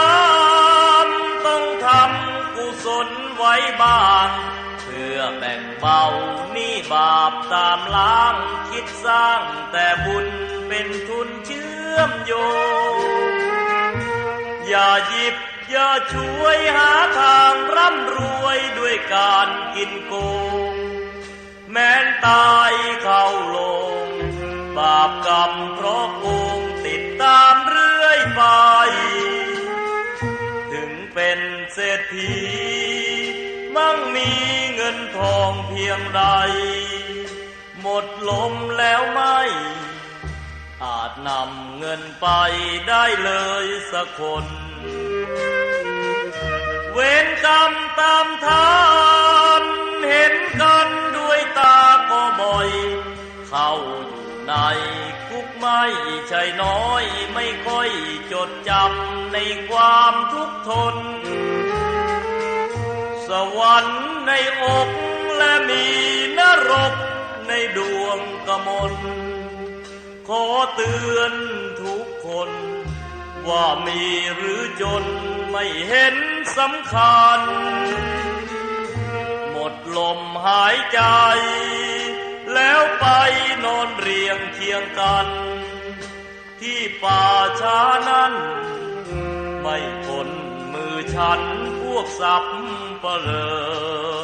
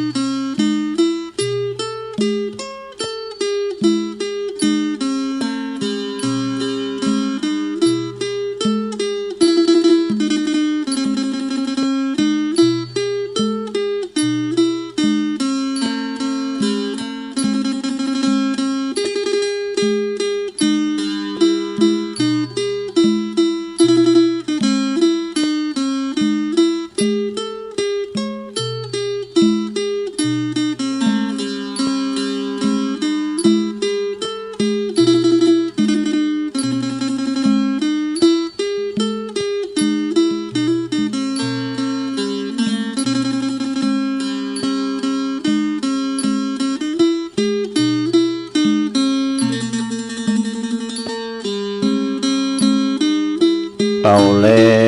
วศรัทธาญาติโยมสาธุชนปอออกไม่ออกศรัทธาต่างหลายตุลุงก็พักเบรกเนาะเพื่อว่าลุกไปลุกมา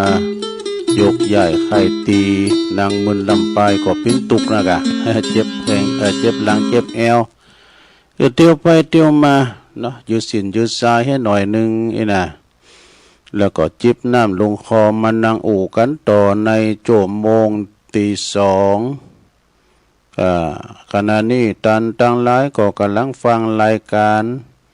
สารธรรมยามแรงยามบ่ายซึ่งตามปกติก็จะเป็นวันพุธในเป็นรายการของอาจารย์พระครูอภิวัฒนวิกรมผู้อำนวยการคืนสีขาวแต่เนื่องจากว่าวันนี้เปิ้นติดศาสนกิจเด้อไปอบรมไปสัมมนาไปประชุมกรรมจังนะที่วัดที่โฮงเฮนสองแคววิทยาคมเพื่อก็เลยมอบหมายถวายเวลาตัวลุงบริหารเวลาไปก่อนเด้ออีนะตัวลุงก็ได้มาเข้ารายการนางอู่นางจากับพ่อแม่พี่น้องสถานาบุญเฮาเด้อในชั่วโมงที่สองเนาะก็อันนี้จะเป็นเรื่องของพระโกกาลิกะนี่ก็เคยเล่าแล้วนะพระโกกาลิกะมีอยู่หันข้างหนึ่งพระบรมศาสดาเปิ้นประทับอยู่ที่พระเจตวันทรงปราลบพระโกกาลิกะผู้อันนี้เปิ้นปากให้หน่อยเด้อเปิ้นจะด่านะพระมหาเถระด่าอัครสาวกของทั้งสองโดยวาจาอันหยาบคายนะเนาะด่าสารีบุตรก็โมคคัลลาก็ด่าอัครสาวกซึ่งเป็นพระอรหันตาเพราะว่าแผ่นดินนั้นนะหาพระมารบ่ได้เนาะยะจองไว้วะนะนำเอาลางทั้งลางของพระโกกาลิกะนะลงสู่มหาอเวจีนรกโดยความชิบหายความพินาศโดยวาจาของตนเองโดยแท้เนี่ยปากดีเป็นสีเกตปากปิ้นนั่นจะตุกก็อยู่กับปากจะยาก็ตุกอยู่กับปากเนี่ยเนื้อสะท่าเนาะปากมนอู่มนจ้าหวานอู่มัทะลุดูด้านอู่เปิ้นฮักเปิ้นจังมันได้หมดอยู่ที่ปากกันแล้วเนาะองค์พระสัมมาสัมพุทธเจ้าของเฮานี่เปิ้นเสด็จสภาธรรมสภาภิกษุทั้งหลายก็กราบทูลเลิงพระโกกาลิกะนี่ผู้มีความพินาศเพราะปากนะผู้มีแผ่นดินฮุบเอาตึงเพราะปากนะพระสัมมาสัมพุทธเจ้าก็จึงตรัสอดีตจาร์ปางหลังอดีตจาร์แล้วปางหลังของพระโกกาลิกะว่าข้างหนึ่งเนี่ยเมื่อนานมาแล้วอดีตชาตินั้นเพิ่งเกิดมาเป็นเต่าเป็นเต่าตัวหนึ่งอาศัยอยู่ที่หนองสาระน้ำแห่งหนึ่งเมื่อถึงฤดูแล้งปรากฏว่าสระที่น้ำเกยอุดมสมบูรณ์อันประกอบไปด้วยสัตว์สิ่งหิ่งห้อยเป็นปูปลากุ้งหอยเหนียวเน่งยังตั้งหลายอาศัยที่หนองสาระน้ำหันปิ่นโง่กะติงโง่แดงกาวอกกลางนางนีก็ไปกินน้ำที่หนองสระน้ำหันอยู่ต่อมามันถึงฤดูแล้งอย่างนี้กันเนาะฝนก็ตกนี่น้ำที่เคยอุดมสมบูรณ์ก็แห้งลงไอ้สัตว์ทั้งหลายที่ปากันนี้ได้ก็ปากันนี้ที่ปากันนี้บ่ได้ก็ปากันตายอยู่ในสระหนองน้ำแห้งนะก็ปรากฏว่าเต่าตัวนี้ก็หนีไปไหนเด้ออยู่รอฝนตกว่ะจะอยู่ที่หันปรากฏว่าเมื่อน้ำแห้งขอลุงเต่าอาศัยอยู่ที่พงหญ้าเนาะก็ปินตีกำบังเดชนี่อยู่มาวิหารบ้านหนึ่งนี่ก็ยังมีลูกหงส์2 ตัวเนาะหงส์2 ตัวเนี่ยก็บินมาจากป่าหิมพานต์ว่ะก็มาประสบพบเจอที่หนองสาระน้องน้ำแห้งขอดนั้นก็ไปปะใส่เต่าตัวเนี่ยน่ะสงสารโดยเตะนะจึงกล่าวว่าเปิ้นเต่าเอ้ยเปิ้นนี่ก็เปิ้นเต่าอยู่ที่นี่นะน้อง น้องน้ำแห้งนี่มันมีน้ำกินแล้วไอ้กะไปจะไปสออาหารที่อยู่แหล่งใหม่จะป้าไปจะไปจะป้าเต่าไปอยู่ตีน้องสละน้ำที่มีอุดมสมบูรณ์น้ำป่าใหญ่มีปูมีปลามีอาหารการกินเปิ้นจับปิ้นนั้นเปิ้นเต่าจะไปตัวอยู่อีกอะเต่าผู้น่าสงสารเนาะสถานที่นั้นก็เป็นสถานที่ของเองเขาเนี่ยไอ้นะสระน้ำนี้มันจะมีปูมีปลากุ้งหอยปูปลามีปลาเลอะปลาเตอนะพวกเฮาเองนี่ก็จะนำเปิ้นเต่าเนี่ยไปสู่นาทีหันนะเนี่ยเปิ้นเต่าจะไปหรือไม่ไอ้ดอกเต่าก็ว่าสู่เจ้าเขาทั้งสองนี่มีปีกแต่ข้านี่มีปีกมันจะไปตัวกันได้ขอได้นะกะได้พอจะได้หงสองตัวนะก็ไปกราบเอาไม้มาตอนหนึ่งยาวสักศอกปลายนะครับเนาะแต่ดูลุงกลมหันนะยาวสักศอกปลายศอกกำมือนี่กะมันเป็นไม้ก่อมมอกกราบได้นะอีนาเต่าขาเขาสองตัวเนี่ยจะกราบสองหัวหางเต่ากราบดังกลางเลยกะเต่ากราบดังกลางเต่าก็ต้องสัญญาก่อนนะว่าหากว่าเฮาบินขึ้นสู่ในเวหาอากาศเต่าจะไปปากจะไปปากเขาเป็นว่านี่มันมีแต่หึงรู้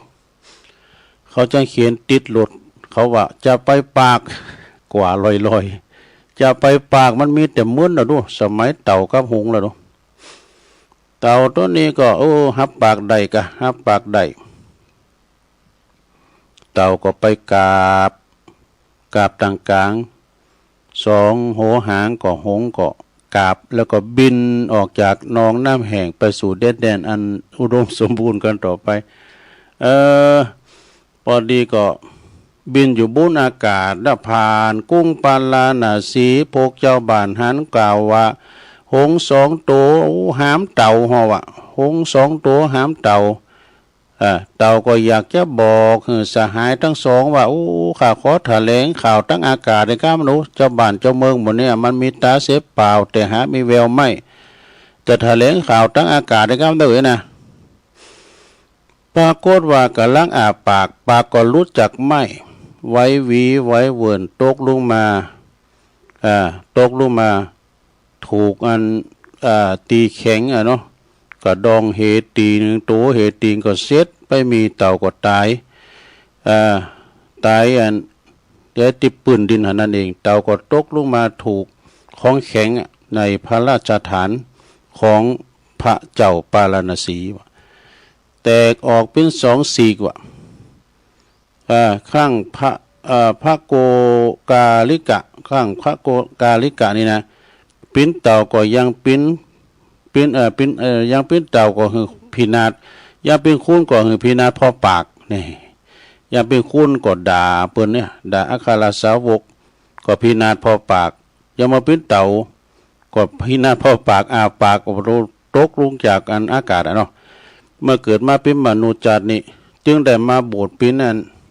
ในพระพุทธศาสนาเนาะไปพบพระตถาคตผู้อย่างผู้ที่มีปีติมีความเมตตาสูงอย่างเฮาสมควรตีจะปฏิบัติให้ได้พ้นทุกข์นะใจกับใจปากด่าปนนี้นะขณะไปบวชแล้วก็ยังปากกาขาแข็งอยู่นะไปด่าเปิ้นนี่นะด่าอัครสาวกทั้งสองก็จึงเกิดวินาศโดยปากครั้งยิ่งใหญ่กว่าทุกครั้งไปจึงตรัสพระคาถาว่าโยมุกสัญญโตภิกขุเนี่ยก็แปลว่าเป็นแปลว่าภิกษุใดสำรวมปากโดยความคิดไม่ฟุ้งซ่านแสดงอรรถธรรมการแสดงของภิกษุนั้นไพเราะดังนี้นี่เมื่อจบพระธรรมเทศนาอุบาสกอุบาสิกาส่วนมาก็ได้ดวงตาหันธรรมได้บรรลุโสดาบันพระอรหันต์ปิ้นจำนวนมากมายนี่จบเรื่องพระโกกาลิกะเพียงเท่านี้เอวังก็มีด้วยประกาศฉะนี้นะประเคียนนี่นะ อ้าวจบลงไปนี่อันนี้พอปากเด้อปิยวาจาจะหือเปิ้นหักเปิ้นหูมก็พอปากจะหือเปิ้นจังก็พอปากก็อยู่ที่ปากเนาะศรัทธาญาติโยมฉะนั้นจะไปที่ไหนก็ตามเด้อไปพอหรอพอกล้าในขายเนี่ยเปิ้นได้เงินได้ทองขายโคขายหยังหมานก็พอปากเนี่ยดูเนาะก็พอปากนั้นแล้วตีเปิ้นได้ขายเข่าขายของขายโคตอนนี้ไปตุลุงจะเล่าหลายเรื่องอยู่เด้อ2-3เรื่องติดกันไปนะเรื่องกรรมมุนาวัตติโลโกกรรมของกาพองกรรมของตุเจ้าพอง พี่จะได้ลองฟังว่าเน้อกรรมในนาตั้งกรรมไว้ละเนาะตุลุงก็เอาโหอาหางเนาะอนุรักษ์การวรรณกรรมการเตดนำเตดธรรมมรดกธรรมพื้นเมืองไปนะเปิ่นว่ากรรมมุนาวัตติโลโกสัตว์โลกต่างหลายก็ยอมปีนแปะตามกรรมที่จังเราฟังนะในธรรมนี้มันก็มีกานะกะกาที่ถูกพวกมาไล่ไฟซุกข้อมาตายจะเลี้ยวปังหลังเดี๋ยวปีนในนาไงกะปีนปอนาไทยหน้าอยู่ใจนะควายมันก็ไข่ปดแอกเนาะมันก็ไข่อยากเจ้าหมูมันปดหมดแล้วมันก็ปดมาก่อนนอนกิ่งเกิกมันถึงลูกปดโตงอนไทยแตกฟุ้งหมดอ่ะควายปูดแล้วนั่นน่ะปดโตปอนนานะก็มีความโขดกะห้องลูกกลมลูกนี่เนาะเอาอันอย่าแห้งเอาเฟืองมาปั่นคอควายแล้วปัดกาไฟเขาใส่วะควายนั่นก็ตายหมูมั่วให้กลางตุงนาก่อนเนาะเกิดมาก็มาปิ้นกากะเกิดมาหลายจ่าไปตรงอบายเกิดมาทำจันมาปิ้นกาก็มาดูเจ้า6 ตุน 7 ตุนนี่เพิ่นจะไปเข้าเฝ้าพระพุทธเจ้าก็มาเมียนายนาทำคุณหนึ่งมันนี่มุนไปห่างหน้าวะไปตีห่างนาไปชันเพนฉันเข้าไปมัมก็เดียวหันกาวะหันกาเนี่ยบินอยู่บนอากาศแต่ดูถูกพวกมาลัยซุปคอตายตกมาก็โอ้ปากันอ่านการเขาไปเฝ้าพระพุทธเจ้าจะถามกรรมมันปิ้นยังไงกันเนาะจากนั้นก็ตุเจ้าก็เดินทางไปเดินสันทีไปเดินไปจะไปเข้าฝ่าพระพุทธเจ้าพอดีมันค่ำเลยเนาะจะเข้าไปนอนกะโอ้ไปป้าถ้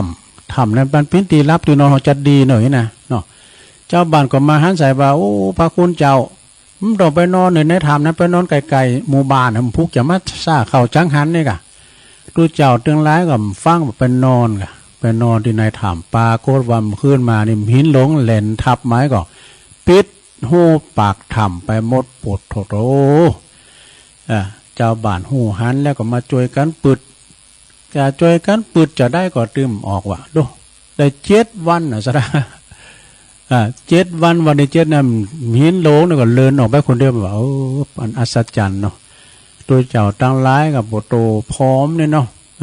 มันได้กินข้าวดอกพร้อมกันหมดตัวเจ้าเจ้าบ้านก็เอาข้าวมาให้กินให้ฉันอิ่มน้ำสำราญแล้วก็ไปเข้าเฝ้าพระพุทธเจ้ามันเป็นกรรมอย่างเข้าจ้าเนี่ยปากันเฝ้าพระพุทธเจ้าพระพุทธเจ้าก็เลยเล่าให้ฟังกานั่นหูแล้วเนาะกรรมมันเป็นอย่างไรนายปอนา แล้วก็กรรมตัวเจ้าเนี่ยมังกรเนี่ยมันจัดแล้วปังหลังว่ะตัวเจ้าตั้งร้ายเนี่ยเป็นจ่าเลี้ยงควายน่ะไปหันแมงตะกรวดนี่แมงตะกรวดนี่มันแลนไปกะเขาก็ไล่ติดมันมันได้ขึ้นต้นไม้ก็มันตั้นเนาะสุกของหัวกับหุ้มยังหัวหนีรอดตายไปก่อนนะสุกแลนเข่าหัวกับปวดเขาแต่คูดก็แต้นแล้วนี่มันแรงแล้วเนาะงูควายจะเข่าแรงแล้วหินมาตึ๊ดมากันปะพวกเขาก็มาคูดเอามันเนี่ยหินมาตึ๊ดไว้กันซะได้ก่อนต้งพูมาแต่มาคูดมันควายมันอยู่ที่เก่าดูมันไปตั้งหนาติก็ดูไปวันนั้นกินบ่อนนั้นวันนั้นกินบ่อนนั้นวันนั้นกินบ่อนนั้นเนี่ยเรา7 วันซะได้ถึงจะมาหอดเตียนแมงตะโกดนะอันน้อยคนนั้นก็เกิดจะได้ว่าโอ้ป้าเขาไปพอแล้วแมงอันนั้นที่เขาตึดหู้ไปน่ะไปปึดหินออกมากับโปโตเป็นว่าอ่อนบาลอบตอบแตบเนื้อมันได้กินซะเนาะแมงตะโกดนะแมงตะโกดนี่แมงยังแมงเหี้ยนะกันหรือว่าแมงโตเงินตัวทองจะตะโกดนี่จะคือมันมันก็อย่างแล่นนะจ๊ะเนาะอย่างแล่นมันแลนโวยเนาะ โอ้บางขวัญละอ่อนบางคนก็ตืบตื่นใส่ว่าเอามันตายว่าขามันบ่ขาบอกพะเยมันพะยามปล่อยมันไปอ่ะเจ้าหมูมันก็บอกปล่อยมันไปมันก็ไปซะได้เนาะนี่กรรมนั่นก็เกิดมาตายเกิดมีหันมานี่น้ำจานเนี่ยเกิดมาเป็นตัวเจ้ามันจะเกิดมาเป็นตัวเจ้าเกิดเป็นคูนก่อนนะแล้วมาบวชเป็นตัวเจ้า ก็อย่างเอกอ่ะอันไปเข้าเฝ้าพระพุทธเจ้าพากันไปพักอยู่ในถ้ำเจ้าบ้านว่าไปเมื่อน่ะตุลุงไปพักที่หันนะอันตรายนะกลมฟังไผว่าคือกลมฟังจะนอนหันติ๊กนะไปพวกไปอยู่ไกลๆหมู่บ้านพวกผู้จะมาซาเขาจังหันเนี่ยไปบอกพี่น้องเจ้าบ้านนี่กะหมู่ที่เบิ้นหุ้มเลยก่อนมาถามนี่ มีหันเตือใช่นะพาธุดงไปมาคนเดียวหรอเปิดมาปักกวดหมู่ใจป่านี่กะแล้วก็ปอหลวงบ้านอันมีตัวเจ้าเพิ่นมาพักหันเด้อเพิ่นมาเดินธุดงมาปักกวดพักหันน่ะไผผู้เจ้าก็ไผจะไปซ่าเขาจังหันก็ไปเด้อไปทำเลขทำอีกอะไปว่าอีกเนาะเพิ่นได้ยินกันนี้ทุกคืนล่ะนี้เลยอ่ะตัวเจ้าเดินธุดงนะแปลว่าไปถามเลขเพิ่นนี่น่ะเพิ่นจะสู่หรอเนาะแล้วผลสุดท้ายนี่ก็จะเลี้ยงควายเกิดมาเป็นตัวเจ้านำก็เอาได้ไปตกตุกได้ยากใจกรรมน่ะเนาะใจกรรมที่มันได้ตึดหูแมงตะกวดอ่ะเนาะได้7 วันอ่ะเนาะควายหลบอันนี้เป็นกรรมลักษณะธรรมกรรมนะความจริงนี่ก็มันมีในเนื้อธรรมเนี่ยแต่ตัวลุงมาเล่าเอาเนาะมาเล่าเอาว่าทำกรรมสนองในเป็นจะใดนะก็คือมันจะมีอยู่กรรมกาที่ถูกพวกมาลายไฟใหม่ขนาดกรรมมันมาหอดนะบินอยู่บนอากาศก็ยังตายอยู่ซะนะก็มันจะตายมานี่นะแต่ว่าตัวเจ้าเขาเนี่ยเปิ้นตายเปิ้นมรณภาพเพราะว่า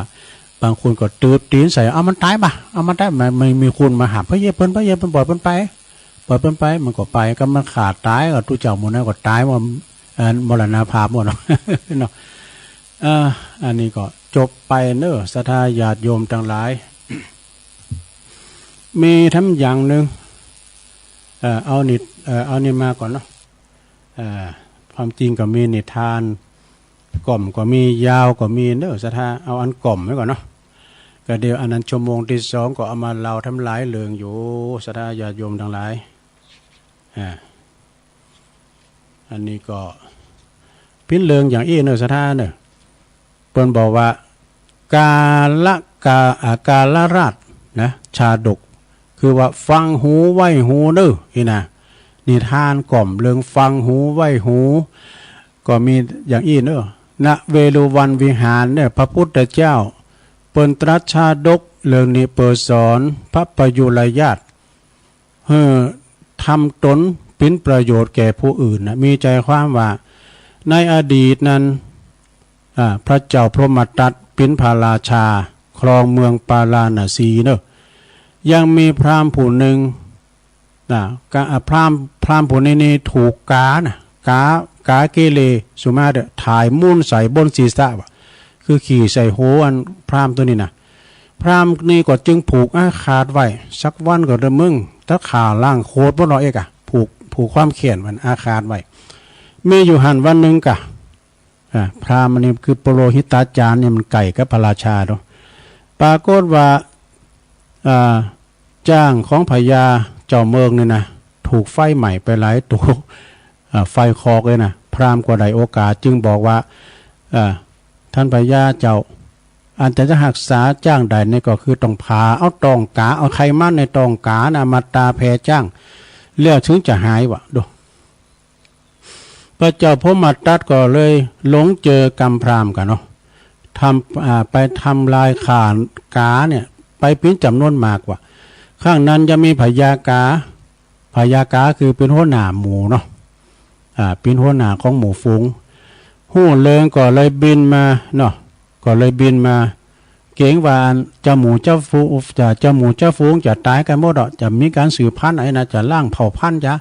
ก็จะสูญพันธุ์ไปก็จึงบินมาหาพระเจ้าพรหมทัตพระราชาพรหมทัตพญาเจ้าเมืองนั่นนะแล้วก็กล่าวว่ากานี่บ่มีใครมั่นในตองเนอะพระราชาพราหมณ์สาบเลิงดังนี้แล้วนะพราหมณ์สาบเลิงดังนี้แล้วอยากจะแก้แค้นต่างหากเนอะคือว่ากาเกเรไปถ่ายรถ ศีรษะแล้วก็พรามก็คิดจะแก่แค้นก็เลยอุปพิวะจ้างที่มันจะหายจากแผลไฟใหม่นี่ให้ไปกวัดเอาในต้องกานะมันจะมีไขมันเนี่ยกามีไขมันเนี่ยท่านเจ้าเมืองนี่นะเนาะแล้วทีนี้ก็ขอให้พระราชาระงับการขากาเด้อระงับการขากาโดนเพราะว่าอันมันจะจิบเจือไปละนะมันจะสูญพันธุ์ไปเลยนะข้างนั้นพระเจ้าพรหมทัตหู้ความจริงทั้งหมดก็ละอายแก่ใจว่าที่ได้ข่ากาไปหลายเนาะก็จึงยกเลิกการข่ากาแล้วก็กล่าวอภัยทาน แล้วก็ปากันเจ้าบ้านเจ้าเบิงหูเข่าเล่งกาก็เลยเจริญวัยใหญ่มาแถมอีนะจนว่าสิ้นอายุไปเรื่องนี้ก็จบลงไปในกาลต่อมานี่พระเจ้าพรหมทัตนั่นก็คือพระอานนท์นี่พยาการนั่นก็คือเราตถาคตเรื่องนี้เปิ้นบอกว่าข้อคิดเปิ้นบอกว่าก่อนที่จะเจอไผหือฟังหูไว้หูก่อนเด้อ อันนี้ก็จบลงไปซะท่าฟังหูไว้หูก่อนเด้อจบลงไปกาเนาะวันนี้เราเรื่องกาสองกากันเลย ต่อไปก็จะเราเรื่องนี้ได้เหมาะศรัทธาญาติโยมทั้งหลายอันนี้ก็เป็นอิศบเด้อนิทานอิศบนี่มันพิจารณามันได้เรียบซะแล้วนะยิบยกมาได้ก็ทาถ้าเขาทานิทานก็เหมือนถ้ำนะศรัทธาเด้อนิทานนี่นะก็มันก็มีตัวให้ตัวโกงตัวดีเอกะลากับเจ้าของลานี่ลาเนี่ยก็คือลาโง่เพ่งไปเนาะลาเนี่ยก็คือม้าแคะมันตระกูลม้าลาเนี่ยเป็นเอาไว้ต่างเมงต่างยังกะนะลาม้าต่างเมงเนี่ยนะตัวน้อยมันแคะแล้วเป็นเอาต่างลูกแก้วเนี่ยต่างลูกแก้วเป็นปล่อยลูกแก้วนี่นะเปิดกอดเจ้าแห่มันก็จะติ่นไปตามจังหวะกองแตกลากับเจ้าของลานี่ปิ้นจะได้ลงฟังผ่อนเด้อศรัทธาเด้อมีเจ้าลาต้นหนึ่งเด้อซึ่งมันเกยเป็นลาของปอกาสมุนไพรนี่มันได้กินอาหารเพียงเล็กๆน้อยๆเท่านั้นแต่กับต้องทำงานอย่างนักทำงานอย่างนักโตกินก่อมเพราะได้กินชักตะฮือไปปอก็ทำตากตั้มทำงานนักแฮมป่าปิ้นจำนวนมากมันจึงได้ร้องเรียนต่อเทพเจ้านี่ต่อเทพเจ้าก็ขอจวยปลดปล่อยความตุกข์ความยากข้าพองเตอนะปล่อยมันจากสภาพตีปิ้นอยู่ปัจจุบันนี่นะโดยหาเจ้าของใหม่ๆที่เปิ้นมีน้ำใสใจสื่อใจบุญปล่อยอันมันสภาพที่เป็นอยู่ปัจจุบันเนี่ยขอจากเทพเจ้านะขอเดชพระเจ้าใหม่นายใหม่กำเตอที่เปิ้นใจดีอีกใจบุญสุนทานได้ยิน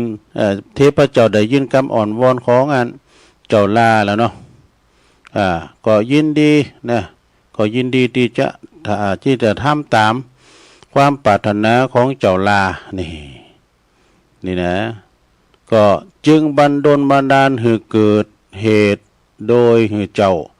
ลาเนี่ยถูกขายนี่ให้เจ้าลาถูกขายคือแก่ปอกก้ากระเบิงนี่ปอกก้ากระเบิงหลังจากนั้น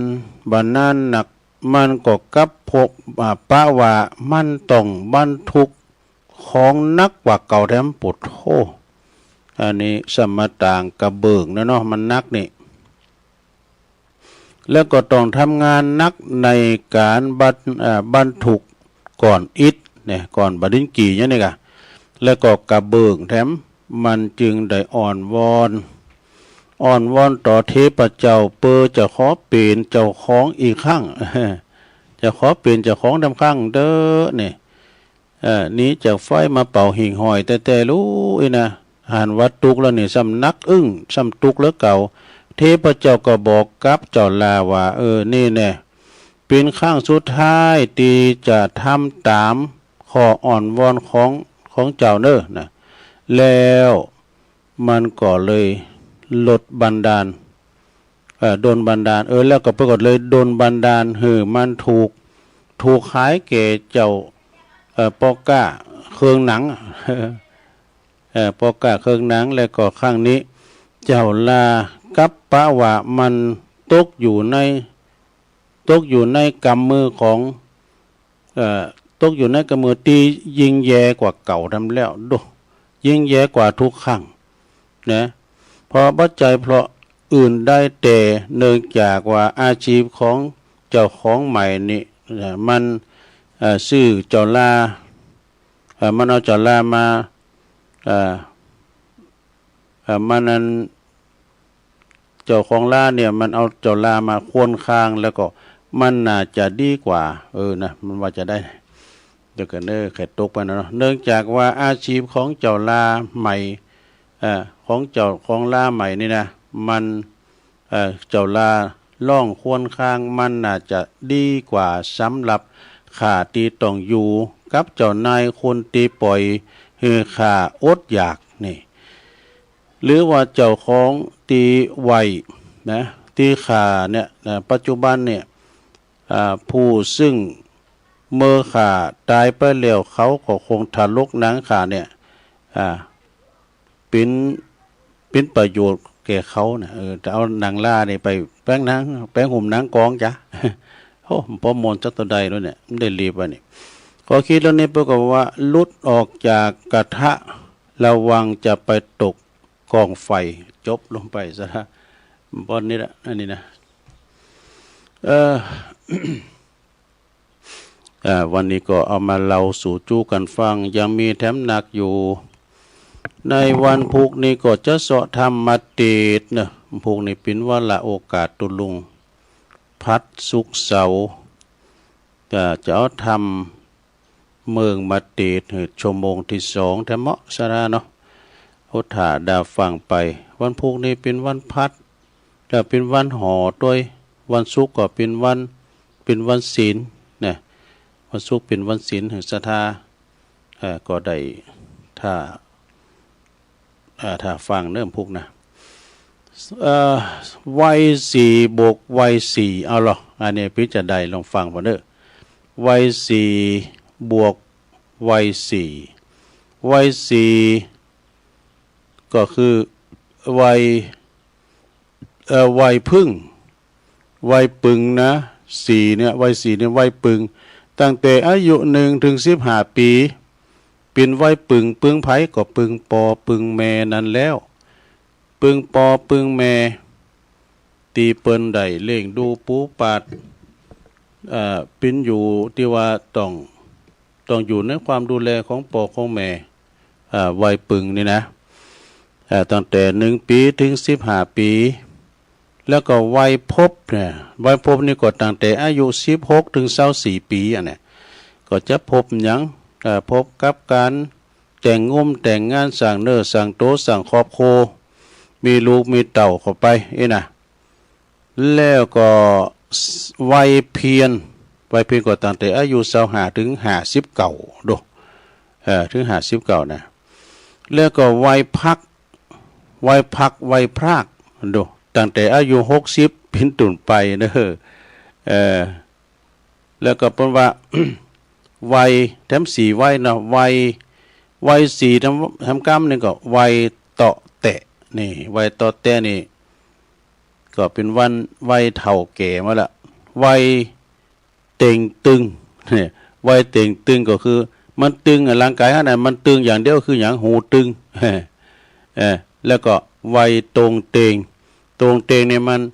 เนื้อหนังมังสานี่มันหย่อนย่านหมดแล้วนี่แล้วก็วัยตุ่มตางแล้วก็บกวัยต้องตาย อันนี้เอามาเป็นปริศนาธรรมนะลงเด้อวัยสัพพะวัยนี่มันจะเป็นวัยมั้งจังก็วัยที่เพิ่นบอกว่าวัยเกิดเกิดมาก็ปึงปอปึงแม่ไปวัยต่อไปก็วัยสั่งเนื้อสั่งโตจนถึงว่าปัจฉิมวัยก็คือวัยสุดท้ายวัยสุดท้ายนี่ก็จะมีจม.จดหมายกล่อม6 ฉบับเด้อของพญามัจจุราชจะส่งมาเตือนละ พญามัจจุราชจะส่งจดหมายกล่อมมาอย่าฮื้อพองส่งมาเตือนว่าจะได้อันนี้จม.จะมา จดหมายฉบับที่1แปลว่า เอามาเน็บไว้ที่ไหนจดหมายฉบับแรกเอามาเน็บไว้ที่สองข้าก็คือบุญโหเนี่ยโอ้ผมโหเฮาเนี่ยเมื่อก่อนนี่ดำริ้วโลเดี๋ยวนี้เริ่มงอกไปแล้วเริ่มงอกไปงอกอย่างดอกเหล้าน่ะมันไปเจอคือใบดอกเหล้าควรเท่ามาดึงออกด้วยมาดึงงอกไปงอกก็ยังดีล้านนะ ออกก็โหล้านเนี่ยมันก็ไปตามไว้มันเด้อซะนะอันนี้เป็นฉบับแรกเอามาเน็บว่าสองคาบุญโหงอกแล้วต่อไปฉบับที่สองเอาไว้ที่ไหนเอามาเน็บไว้ที่หน้าต่างนี่หน้าต่างประตูคือหูอ่ะนี่หูเฮานี่ยังก็ตึงหมดอ่ะยังก็หย่อนย้ายหมดแหละแต่มันตึงอยู่เด้อคือหูอ่ะหูเฮามันตึงหูนี่เป็นใหญ่ในการฟังเด้อศรัทธาญาติโยมนะหูนี่มันสำคัญนะได้ฟังดุริยะดนตรีฟังน้ำฟังธรรมหรือว่าจะฟังกรรมสนสอจะฟังกรรมส่อเศษ จะฟังกรรมที่สินนินทามันอยู่ที่หูเนี่ยหมดอ่ะเพิ่นแปลงไว้ระบบการฟังก็คือหูเป็นใหญ่ในการฟังฉบับที่สามเหรอ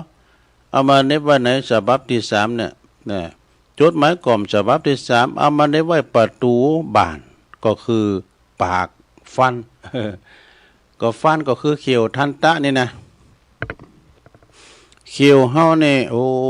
ศรัทธาก่อนนี่ปดโตคาราบาวลุยไฟหนังควายจีนี่กินเนี่ยปดโตในมขามครบมารู้ป่ะ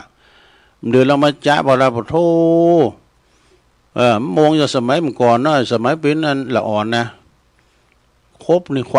าคุยนะมงนะแล้วก่อนนี้มงนี่มัน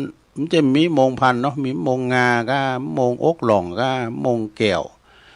อย่างโมเนี่ยไปท้าเอามงเก่าล้วงไปนะเพิ่งก็ค้างในเจ้ามันไข่ลุมมาแต่เด้อผิวปากเนี่ยพี่มันนั่นนะคือมงมันตัวก็มาตกมาในรูกันเนี่ยโตได้มันก็ครบหันขวาคุยเขียวมันเนี่ยมันดีแล้วเลยแหละโอ้เดินในกีบเดียวก่อนนะโอ้ไวแล้วมันเคียดเขียวลงเลยนะฟันนะเขียวนี่สำคัญเด้อศรัทธาญาติโยมแต่ว่าเขียวเฮาดีในกินยังก่อนลำมันลำอยู่ที่เขียวน่ะทันตะนี่นะลำอยู่ที่เขียวต่อไปจดหมายฉบับที่สี่เอาไว้ที่ไหนจดหมายฉบับที่สี่เอาไปไว้ที่หลอดไฟว่ะคือตา ตาเนี่ยเป็นหลอดไฟลงเลยตาเนี่ยมันพอได้ไกลเวลายำหนุ่มยำแน่นนี่พอฉะนั้นเนี่ยบทโตมันทะลุไปหมดอ่ะเอาไปหันคนเถ่าใส่แว่นตาหลิวตาเนี่ยพอพุ่นจะอ่านเนี่ยหลิวตาเด้อตาอีก็มันได้น่ะเนาะก็เห็นตาอีมได้เอาหันนี่จะถีเนี่ยน่ะแถมหน่อยสู้เถ่ามาสู้หัดตะหู้ก็หู้เต้เด้ออย่างตุลุงตึงวันเนี่ยกันมีอันเปรียกว่าเนี่ยตาสองจันก็คือแว่นตากันมีแว่นตาเนี่ยโอ้ไปอ่านหนังสือใดหัวลงเอ้ยขณะใส่แว่นแต่นี่ยังจะลุงจะลืมอยู่นะซะนะแว่นก็มใจแปลงนะ2 อันลอยเอาตาไปโลเอาเปิดขายตามงานวัดก็เคยซื้อของที่มันดีเหมือนกันเปิ้นแต๊ดนี่นะ700นั้นกองแปลงคือนะครับผมมาขายเมืองไทยนี่1,400กันนะตุลุงอันนี้เอาราคาถวาย700ได้2 วันน่ะลืมหายไปต่างหากมาที่หมอมันซ้ำเอาตาไปรอเนี่ยเปิดซื้อมาถวายพองกามสังกาเนี่ยเอาไหว้เนี่ยไหว้กุฏิที่ห้องส่งนี่มี2-3 อันเกินแล้วก็ที่ห้องหลวงก็มีเอกห้องน้อยก็มีอยู่ไหนก็ได้หันแล้วก็เอาไว้ในถุงยามแถมเนี่ยเอาไว้ติดตัวแถมเอกไว้ถุงยามก็คือว่ากระเตือเขาลืมก็อันเป็นตาสำรองก็ยังมี กันไปหมดอ่ะตานี่สำคัญได้ลงเด้อตาก็คือหลอดไฟนะเวลาว่าเฮาหันซะเนี่ยโอ้ยศรัทธางุมซามไปเนาะเขียนตานี่สำคัญแล้วก็ฉบับที่5เหรอเอามาเน็บไว้ที่ไหนโอ้ฉบับที่5นี่เปิ้นว่าเอาไปเน็บไว้ที่เสาเฮินฝาเฮินก่อนนะฝาเฮิน ฟ้าเฮิรนเฮานี่ก็คือผิวหนังร่างกายเฮานี่ก็แต่ก่อนนี่มันเต่งตึงโลสะทาผิวพรรณวันนั้นนะยิกไหนก็บ่ได้เพราะว่ามันเต่งตึงนะกำเดือนนี่บ่ได้ยิกไหนได้หันมันหย่อนย่านเนาะเพิ่นว่าต่างหา60ไปเนี่ยมันผิวพรรณวันนั้นเฮาก็จะหย่อนย่านไปเนาะผิวพรรณวันนั้นก็จะเหี่ยวย่นไปก็เป็นธรรมดาไปตามสัจธรรมแล้วก็ฉบับสุดท้ายอปเนปวดิไหนที่เสาเฮิรนก็คือแข้งขาหัวเข่าเฮาเนี่ยดูสะดา แข้งขาหัวเข่าเฮานี่แล้วลุกก็โอยนั่งก็โอยเพราะว่าหัวเข่าแข้งขาเนี่ยสำคัญก็เวลาอย่างว่าเฮาไปไหนน่ะแข้งขามันยกบ่ขึ้นนี่ระวังต้นตาวเนี่ยต้นตาวนะมันเอาตุ้มไว้เดี๋ยวเอาวัดว่าอารามเดี๋ยวนี้มันมีกา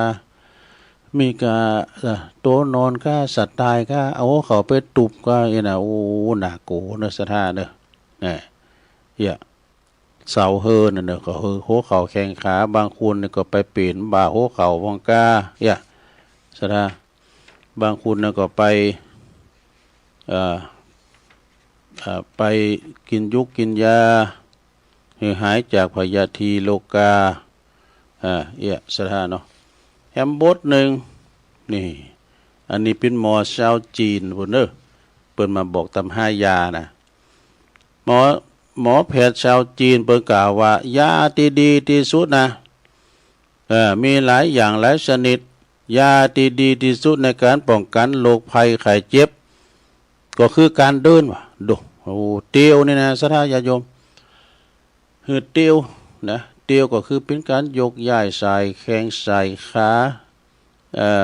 เรียกว่ายืดสินยืดสายเตียวเป็นเบาเป็นเตียวพอเราเปิ้นเลี้ยงโง่เลี้ยงควายก่อนเปิ้นเตียวนะแรงกายเปิ้นก็แข็งแรงนะการทำไปนอนอยู่ก้ามเดี๋ยวได้ยาการแต่ปิ้นง่อยให้แต่หมอชาวจีนว่ายาที่ป้องกันโรคภัยร้ายก็คือการเดินนี่ต่อไปยาอายุวัฒนะมงคลนี่ยาอายุวัฒนะเนาะดีที่สุดก็คือการไข่โหโอ้โหก็ออกรายการแล้วจบแล้วนะถ้าไข่โหคะเราไข่โหรอนี่คือมันเป็นการที่ว่าอารมณ์ดีนี่นะเนาะอายุวัฒนะเป็นอายุยืนนะก็แต่นี้กันเนาะคุณเฮาถ้าว่ามีการไข่โหมีคำขันมีสังมามันดีแล้วกว่าเฮาจะคิดไปพอข่าวก็เปิ้นข่าเปิ้นฟันกันในทีวีก็คิดแต่น่ะกันได้มันคิดเฮามันต้องไปพอนะความดันขึ้นเนี่ยบ่ได้ ว่าฟังธรรมนี่มันติ่มมีผิดมีภัยหลวงฟังแต่กูตุนกูองค์บ่ได้พาดพิงถึงการบ้านการเมืองอันใดนะก็คือนำธรรมคำสอนของพระพุทธเจ้าเนี่ยศรัทธาญาติโยมทั้งหลายก็คือการโหเลาะการคนใดที่ว่ามีอารมณ์ดีเนาะมีการยิ้มแย้มแจ่มใสไข่โหคิกคอกนี่เปิ้นมีอารมณ์ดีคนใดที่ว่าหน้าอันพอหน้ากึกมึกน่ะเนาะจ้าน่ะซื้อยิ้มยากันเนี่ยไผก็ไข่ข้าวไก่เนาะยิ้มแย้มแจ่มใสต่อไปยาเสริมความงามที่ดีที่สุดก็คือการนอนหลับเนี่ยตุลุงก็หลับแต่นี่มายิ้มงามเลย หลับเดือนวันคำกับเวลาฝุ่นตกไว้นำก่อนบรรยากาศมันหือบ่เดือนนี้ได้หลับแล้วนะลงเด้อละอ่อนมาเป็น10ปุ่นละได้นำขึ้นแล้วเนี่ยเพิ่นจะมาบวชวันที่1เนี่ยก็1 เมษายนเนี่ยนะแล้วยังจะมาทำอยู่ต่างเป่าไว้50จะมาต่อใดอันที่มารุนแรงนี่ก็เป็นพี่น้องแม่ร้องบ่เนาะแม่ร้องไต่นะแม่ร้องไต่ลูกหลานเปิ้น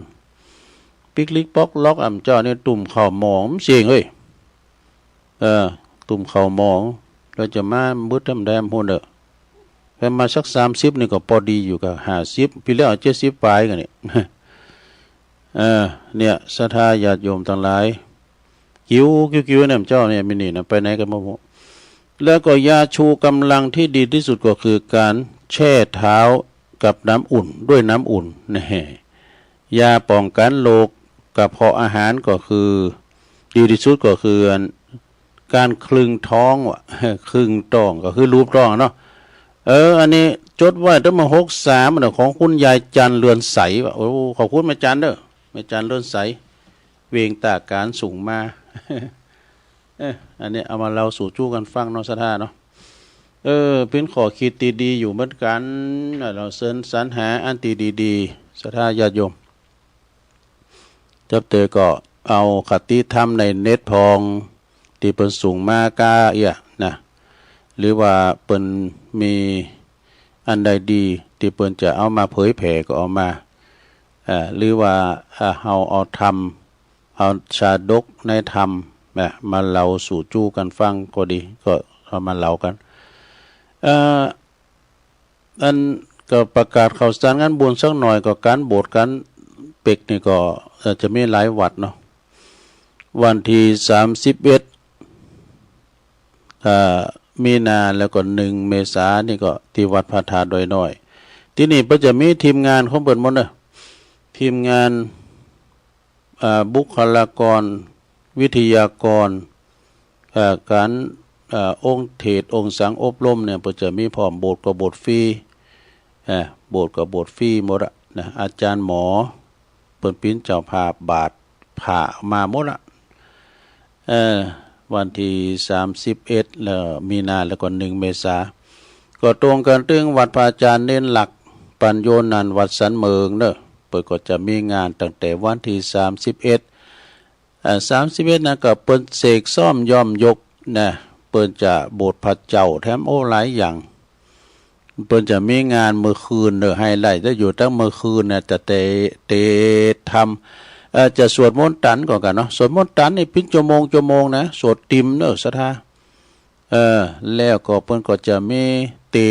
ทำแถม2-3ผูกปฐมสมโพธิกับปาละมีปัญจันทร์ก็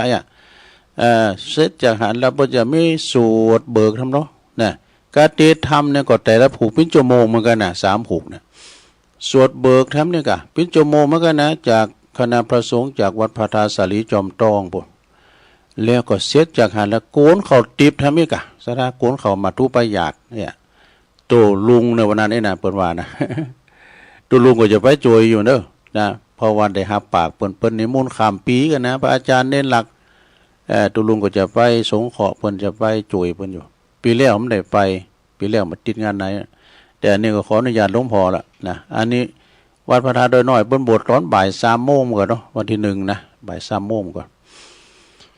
แล้วก็ทำหลายตีเนอะปล่อยสั่งร้องที่วัดป่าล้านทำเนอพี่น้องไตเปิ้นจะมาโบสถ์มาเป็กมาปล่อยกระหันปุถุสิปายกันเนอะป่าล้านก็ตั้งอยู่ในตำบลสันติสุขอำเภอดอยหล่อในเมตตาธรรมอาจารย์พระครูสุคนบุญญากรอันนี้เปิ้นเป็นที่ปรึกษาเจ้าคณะตำบลและเป็นพระอุปชาโดยวัดคันธาวาสทุ่งปุยแล้วก็ท่านพระครูวรธรรมนาถอันนี้ก็เป็นเจ้าคณะตำบลเนอะวัดป่าวัดหนองเหงนะเจ้าคณะตำบลสันติสุขเปิดก็ไปปิ้นเก้าปิ้นกันแล้วก็เจ้าของพื้นที่นะเจ้าตีก็คือท่านพระครูปิยะศีลวิเชียรนี่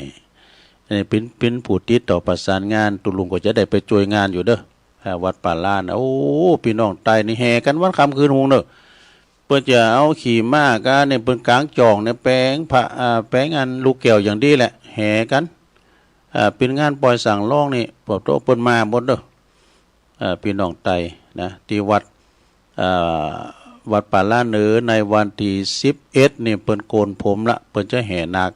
วันที่12ก็จะโบสถ์ตอนแลงเหมือนกันเด้อบ่าย3 โมงเหมือนกันเด้อเพราะว่าทรงเจ้านี่เปิ้นก็ติดงานกันที่วัดนั้นใหม่หนองหอยนะวันกตัญญูของหลวงปู่ครูบาอินทร์ทรงเจ้าก็จะไปหันก่อนเนี่ยกะนะทรงบ่ายก็มาวัดป่าล้านเนี่ยซะได้เนาะแล้วก็ทำหลายตีเนอวันที่31มีนา1เมษาก็ที่วัดศรีสายมูลกู่ไร้มือก็จะโบสถ์10 ปลายกันเนอะ15ก็ฮะโบสถ์15 ตุนกันเนอะวัดพระครูของพระครูสิทธิกิติยากรติยาพรเนาะเป็นเลขาเจ้าคณะอำเภอในเขตพื้นที่ของอำเภอตำบลยางคามเนาะ อำเภอดอยหล่อในเมตตาธรรมอาจารย์พระครูสถาพรพัฒนารังสีเจ้าคณะตำบลยางคำอาจารย์พระครูสิทธิกิจยาพรนี่เปิดก็เป็นรองเจ้าคณะตำบลเนาะนะแล้วก็พ้นไปแต่ปุ่นนั่นนะวัดโบสถ์น้ำดิบแล้วเนาะคณะสงฆ์ตำบลน้ำดิบ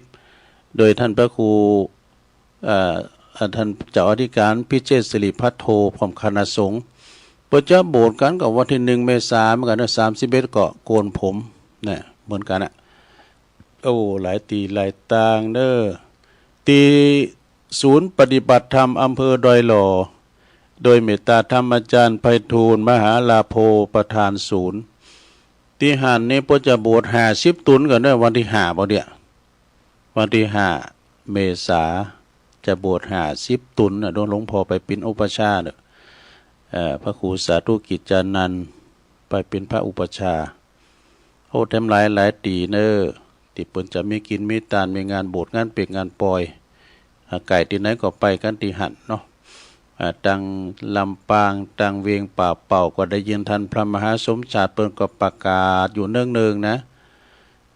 หลายตีหลายต่างอันนี้ถึงอาการการกินการทานวันที่30 31เนี่ยนี่นะอาทิตย์หนึ่งเนี่ยก็ไก่ที่ไหนก็ไปกันนะแล้วก็ขอประกาศข่าวมรณกรรมมรณภาพกรรมเนาะโดยว่าขอความเปิ่นว่าขอน้อมถวายความอาลัยในเมตตาบารมีธรรมหลวงพ่อครูบานะครูบาบุญยังปุญยังกะโลอดีตเจ้าอาวาสวัดห้วยน้ำอุ่นลี่พุ่นเนาะตำบลแม่ตื่นอำเภอลี่เปิ้นได้ละสังขารไปหลายวันแล้วนะตึงวันนี้ก็เมื่อค่ำยามคืนนี่เปิ้นก็จะมีสวดมีเทศน์ตึงกูคืนน่ะนะกลางวีกลางวันก็เปิ้นก็ไปช่วยกันอดโครูบาหลวงปู่ครูบาบุญยังนี่เปิ้นเป็นผ่านนักเทศน์นะเทศน์มรดกธรรมพื้นเมืองเนี่ยระบำลำนำเปิ้น คล้ายๆกับซ้อลองนานเนี่ยเปิ้นว่ามาก่อนนะไผเห็นเปิ้นดึมปีนเหาะเปิ้นเทศน์ธรรมมนต์นะมาตั้งละปูนเจียงใหม่ก็มาตั้งดอยหล่อนี่หมั่นเรื่องให้ได้มาก่อนนะระยะหลังนี่เปิ้นก็อาพาธเนาะก็ลำจะได้มาเดี๋ยวเปิ้นระยะหลังเนี่ยเปิ้นเป็นพระมหาเถราจารย์เนาะนางปกปุกเสกต่างๆเนาะครูบาบุญยังนี่อายุเปิ้นฟังอาจารย์ท่านพระมหาวิษณุจารุธรรมโมเปิ้นบอกว่า86กันเด้ออายุเพิ่นน่ะ86 ปีกันนะโตไม่ใช่ธรรมดาเด้อเป็นพ่อครูของอาจารย์พระครูสถาพรพัฒนารังสีกันเด้อก่อนอาจารย์พระครูเปิ้นอยู่หันโดอยู่ด้วยครูบานะเปิ้นแปลงเจดีย์หินกำจังอ่ะนะเปิ้นตุลุงวัดเปิ้นก็งามเนี่ยเข้าได้ในปากตั้งแม่ตื่นนี่ก็ไปตั้งแม่ตู่ไปตั้งดอยเต่าเนี่ยไปสักบื้อนี่ก็เลี้ยวซ้ายตุลุงก็เคยไปแล้วเถอะครูบาบุญยังปุญยังกะโลเด้อเนี่ยพระมหาเถระของเฮานี่ก็เสาหลักต่างพระพุทธศาสนาก็เสี่ยงบุญไปหนอเจ้ามันก็ไม่เคยมีนะอย่างจะบวชจะเปกจะปล่อยเนี่ยลูกหลานพี่น้องดอยทั้งหมดนะศรัทธาญาติโยมคุณเมืองเฮานิ่มลำจะเคยมีนะศรัทธามันหายากก่อนเฮาไปที่ไหนเราอ่อนเลี้ยงงูเลี้ยงควายเนี่ยกิ้วเนาะหนักหลายได้หงหามหงเห็นเศร้าบ่ได้นี่เห็นยุบเห็นรวมกันไปศรัทธาเอ้ยละเด็กละอ่อนก็ไม่เคยมีเหลือกะคูณเฒ่าบ่ได้นี่เพิ่นบอกว่า10 ปี20 ปีพัฒนานี่สวนี่จะรุ่นแล้วนะจะหนักโดยความสวแต่คนรุ่นใหม่นี่ก็บ่เคยมีที่เพิ่นจะมาสืบต่อกันเนี่ยแม้แต่ว่าโบสถ์เน้นโบสถ์พระโบสถ์ตุเจ้านี่ก็ต้องพี่น้องต่างอื่นต่างไกลพุ่นนี่ทำมากันเนี่ยเนาะศรัทธาญาติโยมทั้งหลายฉะนั้นช่วยกันอนุรักษ์รักษาเด้อ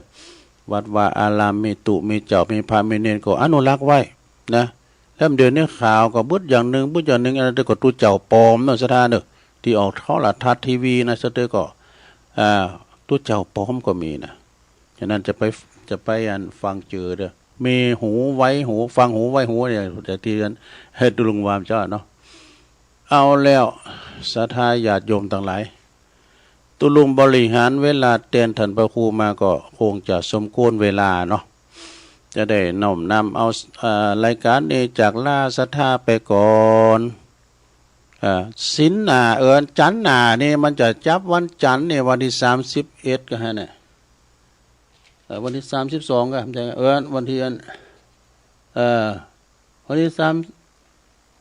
วันที่